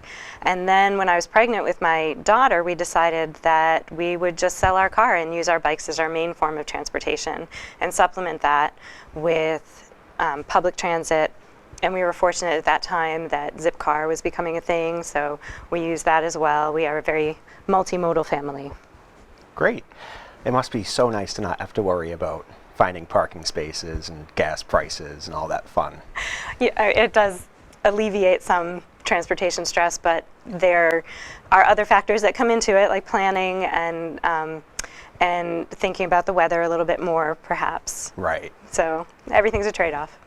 And you're with an organization called Quinn Cycles. Can you tell us a little bit more about Quinn Cycles and what you do there? Sure, I can. We're a volunteer organization. The pastor of Good Shepherd Lutheran Church started the organization about 6 or 7 years ago and called together a bunch of people who wanted to make conditions for cyclists in Quincy better. And we incorporated as a nonprofit, and we've been working with the city. Some of our members are also on the Mayor's Bicycle Commission, and we have rides all year through, not all year, April through November. We do 2 rides a month throughout the city. We like to highlight Quincy's beauty and accessibility. So we have an annual ride to all of Quincy's beaches. We also have an annual ride from Nut Island all the way up into the Blue Hills. So we like to show off our city, but we also like to invite people who might want to just try biking, who aren't comfortable riding on our streets or who aren't avid cyclists. So we are a very social biking group, and we like to make people who aren't necessarily identifying as bicyclists or people who bike into people who bike because they gain comfort and skills. Our March 4th session highlights fixing a flat.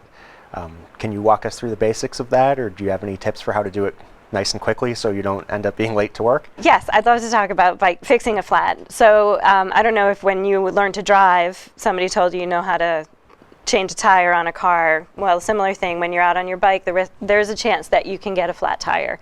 And rather than your ride being over, we at Quinn Cycles want everybody to have the skills to be able to change that flat tire and get back on the ride. And especially important when you're biking to work or you have a deadline to get somewhere.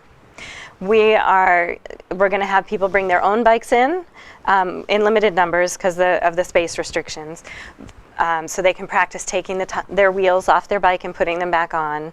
We're going to have the tools that you need to practice removing the side of the tire and getting the tube out of the bike. We'll teach you how to examine the tire for where the puncture came from, and how to remove anything that may create another puncture. We'll teach you how to replace the tube and inflate it to the right pressure after you've put the tire back on, and how to put your wheel back on the bike. Some really important information to have, and something that anyone riding a bike should definitely have in their arsenal. Absolutely. You don't want your ride ruined, right? Definitely by a not. flat tire or by a piece of glass on the road. This will get you back out there riding as quickly as you can. We all want to be educated and safe riders. What are some tips that we should always keep in mind on any bike ride that we go on? Always keep in mind being predictable, and you can do that by obeying the rules of the road and being a communicating cyclist. So use your hand signals. Keep yourself visible to the drivers around you, whether that's all through clothing but also positioning on the road. You don't want to hug the curb between parked cars and jump right out. That's a very startling and unpredictable situation to a driver who's on the road next to you. So you want to be predictable, be visible, be aware, of everything around you, cars who may be turning, driveways that are approaching, pedestrians, and road signs coming up so that you can, again, obey the rules of the road. Make sure you know how to handle your bike. What are some things that we can do to make sure that we're helping keep bikers safe? Helping keep bikers safe is a wonderful question. Thank you. I think for drivers, knowing that even if you don't feel like you're intimidating to a cyclist on the road, that your vehicle can feel intimidating to a cyclist on the road.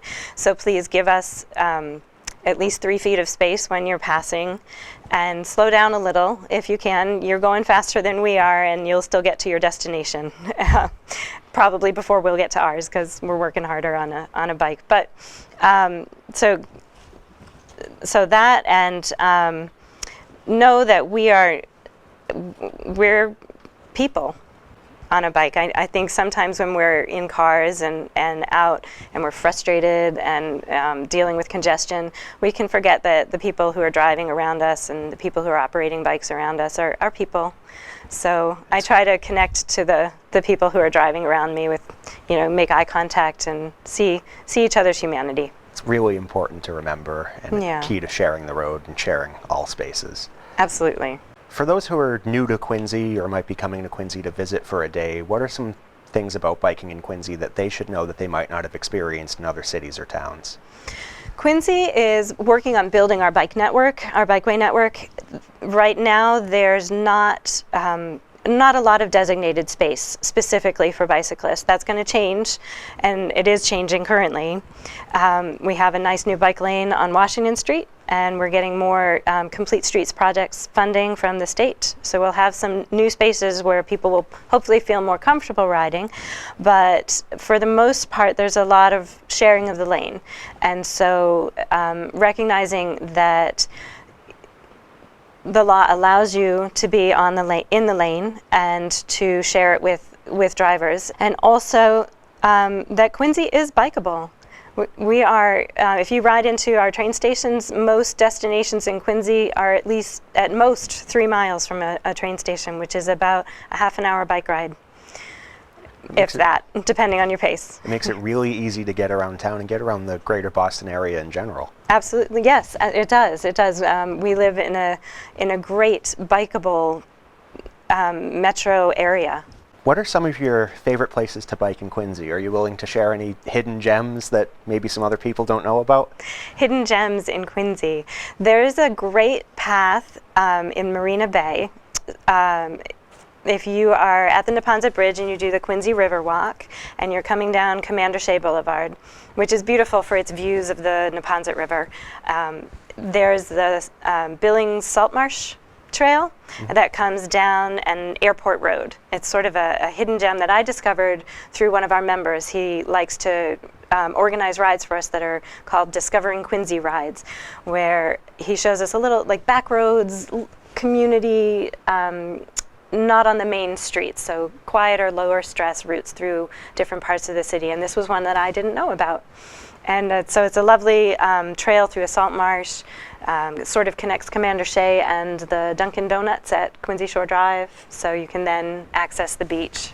That's great. Yeah. And it's located next to a Dunkin's, which is important for me. Always, always. Our rides, we usually end them with a social gathering for coffee or treats. So that's great. Yeah. And on the opposite end of that, are there any notorious spots in Quincy that bikers should look out for? Really check their surroundings a little more than they usually do? Well, there are roads that I would not recommend biking on, and what I would encourage people to know is that there are alternatives. So if you're getting somewhere quick in the city, you would want to drive down Newport Avenue, most likely. But if you're on a bike, most people, even avid cyclists like me, would not ride on a street with 40 to 50 mile an hour traffic, so with 4 lanes. So knowing your alternatives outside of that, I think is good. But that being said, there isn't any place in the city that's inaccessible by bike. It's about route choice and knowing your options. Outside of Quincy, what are some of the coolest or most exciting places that you've biked? Oh my gosh, in the last 2 years, and it's not that far out of Quincy, it's just on the other side of the Neponset River, but we have a beautiful bike trail from Mattapan to the Pope John Paul Park, and it's just gorgeous. I love it. It makes me feel so happy to know that right here, right along our river, I can bike with pedestrians and just feel like I can feel the real freedom and of biking. And the Harvest Bridge just makes me smile every time I see it. It sounds like a really nice escape from the hustle and bustle of city life. Yeah, and if you're commuting to Boston or farther, it can be part of your commute. Is there anything we didn't cover yet that you'd like to cover? I would like to thank all the sponsors for this program that have made it possible. We are working with the Mayor's Bicycle Commission, of which I am a citizen member, but the support that we've gotten from that organization is essential to this series being available. Also, Traffic Parking Alarm and Lighting have donated these great light sets, so biking in the winter or early spring can be challenging because your commute puts you in the dark hours, and having lights is a key visibility requirement. And so TPAL donated these little light sets. It's a white light and a red light that can clip onto your bike via rubber band here. We'll be giving those out as part of the series to anyone who needs one. And I'd also like to thank the library. You guys have been so gracious in welcoming us to your space and allowing us to do some slightly dirty work in there. And I would also like to thank the law firm of Breakstone, White & Gluck. We are one of their KidSafe partners for giving away helmets. And so they have given us a number of their larger sizes helmets so that we can give those to riders who may not have one. Protecting yourself and your one and only brain is it's essential and not required, but highly recommended for adults. And so we wanted to honor the kid at heart in everyone and provide safe riding equipment. Well, I know that we're really excited to have such an important program taking place at the library, so thank you for helping us out with putting this great program on. Happy to do it. For more information on the Bicycling Education Series or to register for the programs, visit thomascranelibrary.org or give the library a call at 617-376-1300 extension 3. Thank you. If you're looking for help for yourself or someone else you care about, I hope you will come to our monthly drop-in program we call Pathways to Well-Being. It's a great place to get personalized guidance, finding resources available in the Quincy area to help you on your path to wellness. Come, learn about mental health resources, recovery from addiction options, job and career assistance, food and housing assistance, resources especially for veterans, education and language learning opportunities, heating assistance, and free activities all around the city. Over coffee and donuts, you have an opportunity to meet with a certified peer specialist and discover how you can start living a happier, healthier life. This program takes place on the first Friday of every month from 1 to 2 in the afternoon here at the library. The March program is happening on Friday the 5th. These monthly drop-in sessions are presented in partnership with Elliott Community Health Services and led by the humble and inspirational peer counselor, Richard DePina. Now, another great way to take care of yourself is by practicing meditative yoga. Learn how and get support with your practice with an easy yet extremely effective meditative yoga technique that can help reduce stress and bring a new sense of integration, balance, and well-being to your life. Our free yoga meditation classes are happening at 3 every Saturday afternoon in March. These workshops are great for beginners as well as people with lots of experience with meditation, and they're led by a team of experienced practitioners from Sahaja Yoga, who always teach on an entirely volunteer basis. Another way that we care for ourselves is with our choices of what to eat. Our monthly Cooking with Books program is happening again at the Adams Shore branch on Monday, March 9th at 6:30. The theme this month is gluten-free recipes. Made possible by the Friends of the Thomas Crane Library, this program always features delicious food and inspiring conversations about recipes and cookbooks. Even though our main library is open from 9 a.m. to 9 p.m. Monday through Thursday, from 9 to 5 on Fridays and Saturdays, and from 1 to 5 every Sunday, our online services are always available. Do you know how to get the most out of all of our online services? There is so much free stuff you have access to enjoy. Our selection of popular magazines is truly amazing. Whether you want to read Us Weekly, The Economist, Cosmo, The New Yorker, or virtually any other title you can think of, we have the most recent edition available for you to read right now. Do you ever listen to music online and get tired of the commercial breaks? With Hoopla, you can create a playlist of your favorite music, all ad-free. Are you looking for some news? Our access to online newspapers is pretty great. With us, you can get the New York Times, Patriot Ledger, Boston Herald, Brockton Enterprise, and over 250 local sources and over 3,000 sources across the country. Visit us online and come by the library and ask us for help if you aren't already getting the most out of your library. We're scheduling special tech help sessions when we dedicate time to help you solve your personal tech challenges. Just stop by the top floor and talk with us to see if we can be the help you need. We're also hosting a special drop-in program at the Wollaston branch to learn all about library apps on Wednesday evening, March 11th. We're calling it Appy Hour, and it's starting at 6:30. Come on by to learn what you can find on Newsbank, Hoopla, Libby, RB Digital, and more. Now, speaking of Hoopla, I recently searched it for materials about Lawrence of Arabia, and I found 63 results in ebooks, audiobooks, music, and even a comic. With so much to discover, it can be really helpful to have a guide. If you're interested in learning more about the spy, soldier, diplomat, and writer T.E. Lawrence, who was the subject of the classic movie Lawrence of Arabia, you'll want to come to the program we're hosting with Middle Eastern historian Ray Ajemian on Tuesday, March 17th at 7. Lawrence was certainly a unique and complicated man. Probably all heard of the classic 1962 film Lawrence of Arabia, but do you know who the real Lawrence of Arabia was?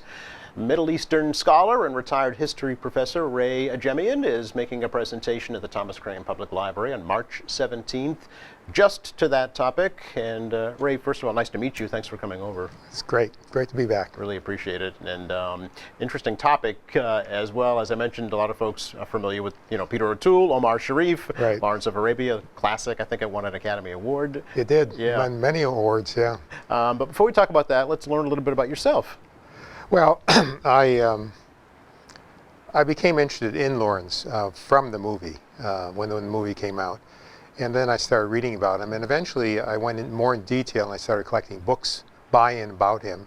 And it just sort of blossomed into an interest in the man. He's a fascinating person. So he was real. There was a real Lawrence of Arabia. He was known as, well, his real name is T.E. Lawrence, Thomas Edward Lawrence. He was born in England.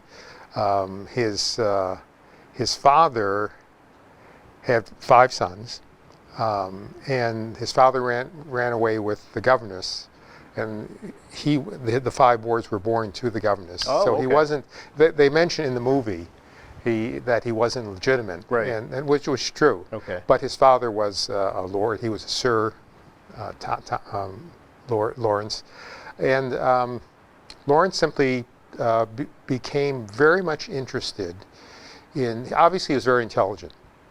He became interested in archaeology.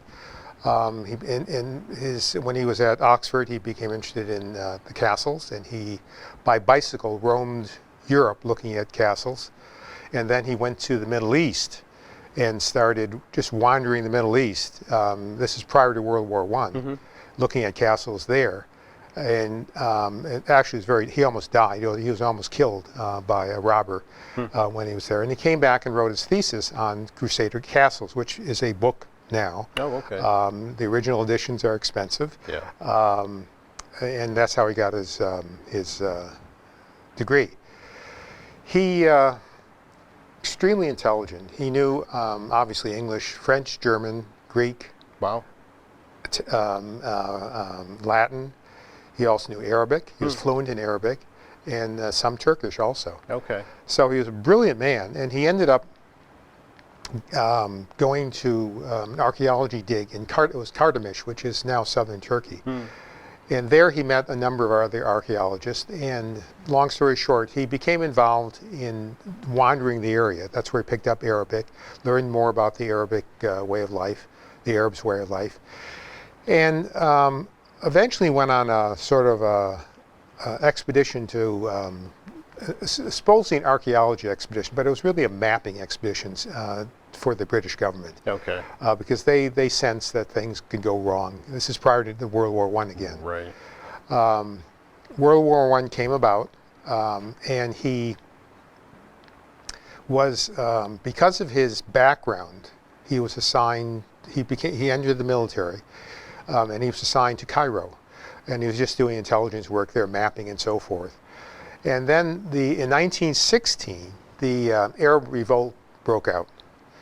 And Lawrence and a number of people up higher in the chain than he did considered the fact that maybe the British should work with the Arabs, because the Turks were, Turkey, long story, it's very complicated. Turkey controlled the whole area, but they also allied themselves with Germany during World War I. And so if the Arabs are revolting against the Turks, this is good for the British. Right. Yep. So long story short, Lawrence was sent to the Arab revolt area in Arabia. And that's where the whole thing really begins. Okay. Where does your interest in this come? I mentioned you're a retired history teacher, well, a scholar in the Middle East. So what's your background, Ray? My background was Middle Eastern history. Okay, where? At Michigan. Okay.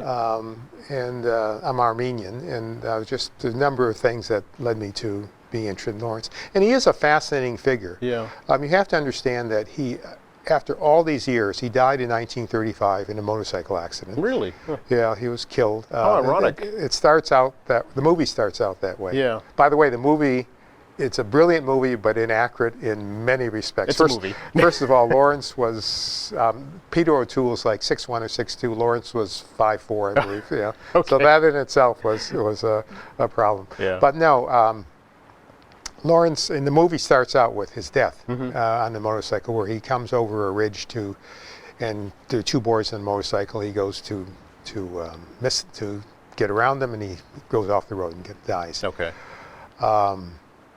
But my interest is the Middle East. I've always been interested in the Middle East. So is this kind of a talk or a presentation you've given in other places? I have done it a couple of times. I've started out by using, I did a presentation here on the Armenian genocide, and a year and a half ago, I don't know. And I just did on my own a thing on Lawrence, and I mentioned to people after the Armenian genocide, you want to do a Lawrence? And yeah. So you put it together? So I put it together, and here it is. Yeah. So what can folks expect? It's, again, March 17th, 7 to 8:30 p.m., which is there any significance to doing it at this time of year? No, not really. Okay. No, it's your guy. You decided that. Yeah. No, he's just a figure that refuses to die in terms of interest. Yeah. I mean, there was an author.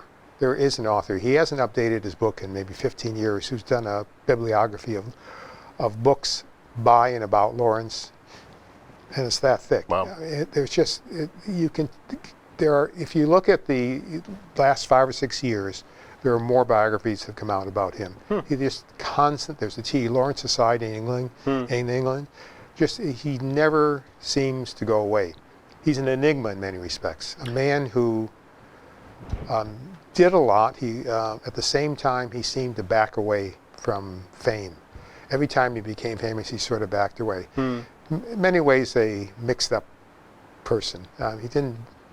He wanted to be part of things, but he didn't want to be. Just to point out, when he died, he was maybe a quarter mile, half a mile away from his little home, Cloud Hills in England. No. I went there once. Yep. If you ever go there, he had no running water, no electricity, a small place, and he was happy there. Okay. Just to be by himself and write. So was he poor? Would he be considered poor?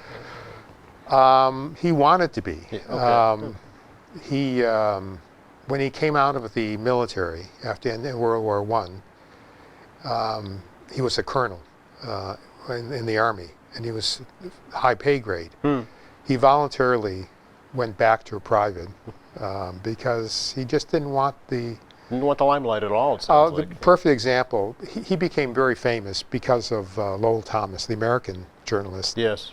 Who caught on to Lawrence Yes. and Yeah. made a important man out of him. Yeah. He was going to be awarded by the king, by George V, the King of England.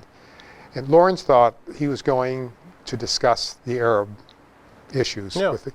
And so when he was before the king, and the king was going to award him this award, and he realized that it was just an award, he walked out. Wow. He walked away, and the king was left holding the... Oh, really? Yeah. He shamed the king in public? He just walked away. Wow. That was just his... Just his way of doing things. So is this what you'll present? Yeah, I'll mention it. I Yeah. mention that. There's so many things about him. I mean, he's probably first known as a guerrilla war strategist because that's what made him famous. Leading and helping lead the Arabs during World War I against the Turkish train line, which went down from Damascus down to Medina. If you look at Saudi Arabia. That was their only link, was this train. And he continued with Arabs, of course, to break the line by blowing up bridges, blowing up track, and so forth. And a spy? Could he be considered a spy? He was considered a spy. Yeah. They had the Turks put a bounty on him. If Max Boot, I don't know if you've heard of Max Boot, is a historian today. He's basically a military historian, and he wrote about 7 or 8 years ago, a book on guerrilla warfare, on how guerrilla warfare has evolved from the ancient times to modern times. Right. And Lawrence is in there. Is that right? As a man who helped develop certain strategies. But his name, just the name Lawrence of Arabia has become kind of the slang vernacular when you're speaking of somebody who's kind of bigger than now or just kind of omnipresent. Well, also as I'll mention in the video, then the PowerPoint. Yeah. He's also made fun of. I mean, Mad Magazine, when it was around. Oh, sure. Had a copy. How do they put it? Florence of Arabia. Florence. Yeah. They made fun of, and people do make fun of it. Yeah. But what I'm saying is he's well known as a military strategist, as a diplomat, because he helped at the end of World War I, try to get the Arab states at Paris Peace Conference. As a writer, Seven Pillars of Wisdom is the main book he wrote on the war, on his war efforts. So this is interesting. He wrote, there's a first edition book that was put out, but he also wrote before that a subscriber's edition with nice painted pictures in it. And only 200 copies, 220 copies. Wow, were very printed. rare. Yeah. And each copy was different. Oh. Bindings and whatever. Today, if you go online and you want to buy one from somebody that owns one, they run, I've seen run as high as $70,000. Is that right? For one book. Sure. Yeah, I'm not surprised. They're collector's items. Wow. Yeah, they're really amazing. So, at the end of your presentation, what do you most want folks to know about Lawrence of Arabia? What is it that you hope that they will take away from? Good question. From your talk? He's just a fascinating person.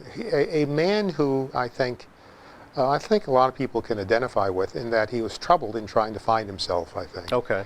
In doing so, he really was a man who was a forerunner in terms of the Middle East. And in other words, he argued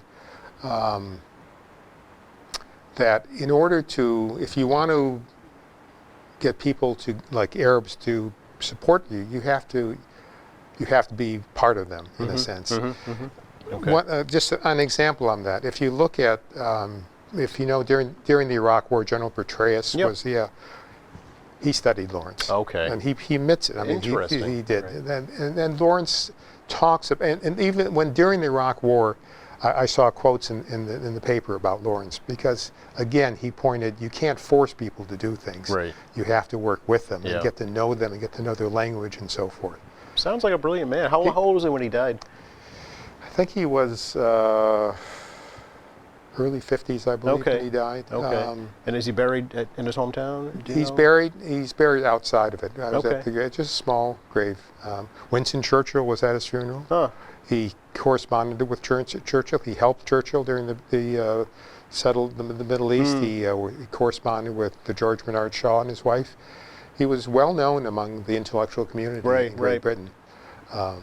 Just an amazing man. That sounds like a very interesting story. It sounds like almost anyone would be able to relate to some part of his life. Yeah, I think he is. I mean, a lot of people today think he's overrated in many respects. And his book, Seven Pillars, people argue rightly so that it's embellished, that some things are just simply wrong. But it's also a book that is written in how should I put it, superb English, but difficult to read in some cases. I had a professor at Michigan, Middle Eastern history professor, who said, I can't read it. It's just out of his realm? Well, the sentences, like 4 lines for a sentence. Oh, all right, okay. So it's just not proper, comma, not grammatically correct. And so forth. Gotcha. Okay. Really kind of an insight into the mind of the man, it sounds like, his writing as he felt. Are any of his relatives still around? Yes, I think he still has a brother that's alive. I believe, I'm not sure whether he's still alive. Yeah. He had 2 other brothers. Of his 5 brothers, 2 were killed in World War I on the Western Front. Yep. And he was obviously in Arabia. And the other 2, I'm not sure what happened. I know one was alive at least 10 years ago. I'm not sure where the other one is. All right. Well, I hope you have a wonderful presentation here at the library. It's great. It's great too. Thanks for stopping by to give us a little preview. It's a pleasure. Thank you. Again, that is the real Lawrence of Arabia presentation from Ray Ajemian on March 17th, 7 to 8:30 p.m. at the Thomas Crane Public Library. Get more information about this or any programs at the library. It's on their website, thomascranelibrary.org. Do you have a collection of games somewhere in your house? Would you like to learn about some new games or meet some new adults to play with? Come to our new monthly game night at the Wollaston branch and try out some new games. Experienced staff will be on hand to help. The next gathering is happening on Wednesday, March 18th, starting at 6:30. So this month, we will play both Tokyo Highway and Mega City Oceana. In Tokyo Highway, you can use construction materials to build a twisting highway while other players do the same. It's vital to be careful not to get trapped in a dead end, run out of materials, or knock down someone else's roads. Mega City Oceana is a race to collect construction contracts and then build your megacity before the other players. You have to employ both strategy and dexterity as you plan what to build and then using the building pieces to actually construct your city. Who knows? These may be the next games you want to add to your personal collection. Now, we work to have a great variety of programs here at the library. We're partnering with representatives from the Boston Women's Heritage Trail to bring a special session of our ongoing Discover Historic New England series to the library. Learn all about the Road to the Vote for American Women on Monday evening, March 23rd, starting at 7. There is so much we can learn from history. Sometimes it is just hard to believe how much time has passed in our own lives. Starting at 7 on Tuesday evening, March 24th, we're taking some time to appreciate the 50th anniversary of the greatest songs of 1970 with a guided listening tour with the always enlightening musical genius of Wheaton College music professor Del Case. Hello, Quincy. My name's Eileen Fontenot, and I'm one of the librarians at the Thomas Crane Public Library. And today I'm with Wheaton College professor Del Case. He will be speaking at the main library on Tuesday, March 24th at 7 o'clock, and he'll be speaking about the great year in music of 1970. So welcome, Del. Happy to be here. Yeah, good to see you again. So why don't you tell us a little bit about yourself and your background? Well, I've lived in Quincy for about 15 years, and I first taught at Eastern Nazarene. Now I teach at Wheaton College down in Norton. I've done a lot of music work in the city, classical music, but also pop music. I'm really interested in popular music. I teach and do research on popular music, and I'm really excited to come back to the library and give one of my talks on pop music. The topic is great music of 1970, and there's just an incredible list of records that were released in 1970. And so I'm going to pick 5 or 6 songs from those artists and those records, and sort of go through them and talk about, I think, musically what makes them so great and why they've stood the test of time. Yeah. So yeah, 1970 has already been 50 years, so it's a big anniversary, and we're getting into the 70s in that anniversary. And there are a few, if I could mention a few, Bridge Over Troubled Water, Simon and Garfunkel, Hey Jude, Led Zeppelin 2, Morrison Hotel, Santana, Chicago 2, Abbey Road, and Will and the Poor Boys with CCR, and Tom Jones and Johnny Cash. So those are huge names. Huge names, a great variety as well. I mean, Yeah. that Johnny Cash record was #1 on the country charts, but #6 on the pop charts, Wow. which doesn't happen very often. No.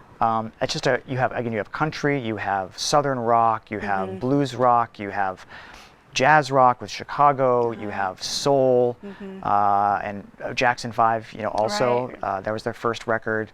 And then the Beatles, Hey Jude, that song was released at that point. So it's quite a variety. And also some of these individual songs in those records are some of the best loved songs of the popular music era. Yeah, it's amazing. So, so there's a lot of crossover, obviously. So there'll probably be something a little for everyone who is a fan of rather, the jazzy type or the rock, So it should be exciting. So what can people, besides you're going to play the music and everything, and what else can people expect from your program? Well, I'm not a super fan like a lot of people. So I always tell people that my specialty as a musician is being able to listen to the music and sort of explain sort of what's going on. And I like to think that it's a way of helping people to experience their favorite songs in new ways.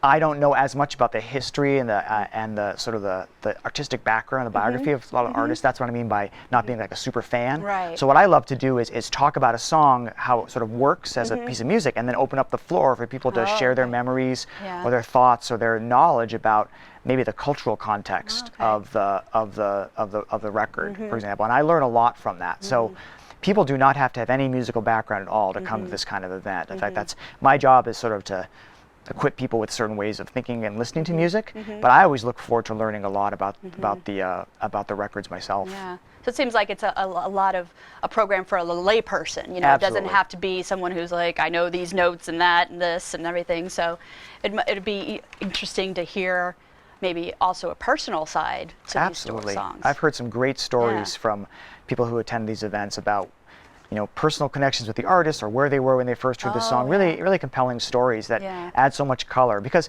with pop music, it's not just about the sounds that come out. It's about how they fit into the time they were released and how they fit into the individual lives of the fans and how they contributed to mainstream society. And that's not as much how what happened to classical music. Where today you don't have to know a thing about Mozart to appreciate Mozart at all. And so that's why I like talking about popular music. Yeah, it's something that everyone can relate to, Absolutely. even like younger folks who might have not lived through that period of time. And it'd be interesting I'm sure for them to hear about, what went on that time. So Yeah, and you're going to hear these songs on the radio still, and they're going to be influential on artists working today that are popular. Yeah, we were talking earlier before the cameras rolled about the art also of the visual arts. And these records. So. Kind of a weird question. Do you play the records or do you just have it electronically? I own some of these, and I might bring a couple because the album artwork is really special. Amazing. But usually I just play it digitally, and we can even show the artwork digitally. Right. But it is important when you think of a record. I mean, it was something tangible that you could hold. Right. Leaf through these big full color pictures. Right. It added a lot to the experience. Yeah. So we've seen in recent years the resurgence of vinyl, which is very interesting to me. It's kind of a throwback to this era. What do you think that causes that? I mean, why do people want vinyl suddenly again? Well, I do think that one of the aspects that makes popular music really interesting is that it has this distinctly nostalgic component. So material culture or items, swag, or sort of mementos from shows, they have their own sort of cachet, if you will. And many people do look upon the 60s and 70s as a golden era of popular music. And so the record, the actual vinyl record, sort of comes to symbolize a golden era. So a lot of indie rock bands and others are releasing new albums on vinyl as well as digitally, and I think they're trying to capture that sense of that sort of hipster cachet. I personally think that that music sounds better on vinyl, but generally speaking, I get that sense when I hear classical music more because the fidelity is higher. Pop music is already so heavily affected and sort of constructed in the studio that the fidelity doesn't matter as much, the sort of accuracy of the sound. That's not the point. You're not really capturing a sound as much as you're creating a sound. So I think that it's not the reason why vinyl is back in a sense that has less to do with how it sounds and more that it symbolizes sort of a hipness Right. that used to exist. Exactly. They're trying to recapture that. Yeah. Let's see. Anything else you'd like to share with us about the program? Well, I just hope that people come. You don't have to have any musical experience, and and I also hope if people come that they will feel free to share their thoughts, because as I said, I learn as much as they hopefully do from me, because I wasn't there in 1970 yet, and there's a lot of stories behind this music that I love to find out about. Yeah, it's very, very exciting. So thank you for coming, and so please join music professor Del Case at the main library at 40 Washington Street, 7 o'clock, Tuesday, May 24th, and we'll learn all about the music of 1970. Thank you. Thanks. Are you a performer looking for a welcoming audience to appreciate your amazing singing and beatboxing skills? Perhaps you've been practicing your own wicked spin on observational comedy, just perfected an amazing musical saw solo, or you figured out a smoking Metallica medley on your harmonica, and it's time for you to perform it for someone other than your roommate's ferret. Do your friends always tell you how good you are with words, and now you want to try debuting a brand new spoken poetry piece? Well, whether you want to give a shot at stand-up comedy, play something on mandolin, or perform anything else without amplification, what you need to do is come to our monthly acoustic open mic night, next kicking off at 6:30 on Monday, March 30th, the last Monday of the month. All ages are welcome and encouraged to come and enjoy this great monthly mix of local performances. Now, we have some really great programs happening for children and teens this month. Look online or come and talk with Carrie, our great teen librarian, to learn all the latest details about programs and services just for teens. The Teen Advisory Board is meeting at 3:30 on Thursdays the 12th and 26th. We also have a new youth-led forum discussing the issues that are most important to teens that we're calling Real Talk. This program is meeting 3 times this month on Mondays, March 2nd, 16th, and 30th. From 6 to 8, it's happening upstairs in our computer classroom on the top floor. Just talk with Carrie and get all the details. Everyone is welcome to attend our music concert series. They can be a great way for little ones to attend their first concert, and they're a great way for teens and all the rest of us to explore wonderful music we might not be inclined to purchase a ticket to see otherwise. We have lots more programs specifically for children this month, from toddler story times, family pajama story times, book clubs, science discovery programs, craft programs, and lots more. You know there is something to keep children engaged here at the library. Don't miss our annual Dr. Seuss Birthday Extravaganza, kicking off at 10 on Saturday morning, March 7th. Visit the Wollaston branch the following Saturday, March 14th, for a Lego building challenge. Now, we have a special workshop for parents of young children on Wednesday evening, March 18th. At 6, we're going to partner with the Quincy Braintree Family Network for parents to learn all about getting ready for kindergarten, from Quincy Public School teachers Lori Cahill and Jennifer Murphy. Our coding club continues, as does Dungeons & Dragons, our Saturday science program on the 28th, and Music and Movement with Ruby on the 21st. There is a lot more happening. It's always a good idea to check our online calendar and follow us on social media for the latest updates. Make sure to check our website, thomascranelibrary.org/children, for details about all of our programs for kids and their families. Now, if it's Thursday, it's movie day at the main library, with free matinee and evening showings of movies recently released on DVD. Every matinee starts at 1 in the afternoon, and the evening showings this month start between 6 and 6:45, depending upon how long the movie is. Make sure you check our online calendar for all the details, as well as previews for every movie too. These showings are made possible by the awesome Friends of the Thomas Crane Public Library. So, On March 5th, we're showing the stellar crime thriller Motherless Brooklyn, starring Edward Norton. I think you'll really like the movie we're showing on March 12th. I know my entire family did when we saw it in the theater. The movie is named Knives Out, and it has great star power with Christopher Plummer, Daniel Craig, Chris Evans, Jamie Lee Curtis, Don Johnson, and Toni Collette. But it's the comedic story of a dysfunctional family and an unaccountable death that really entertains. On the third Thursday of the month, we partner with the Quincy Art Association and show movies about artists and their work.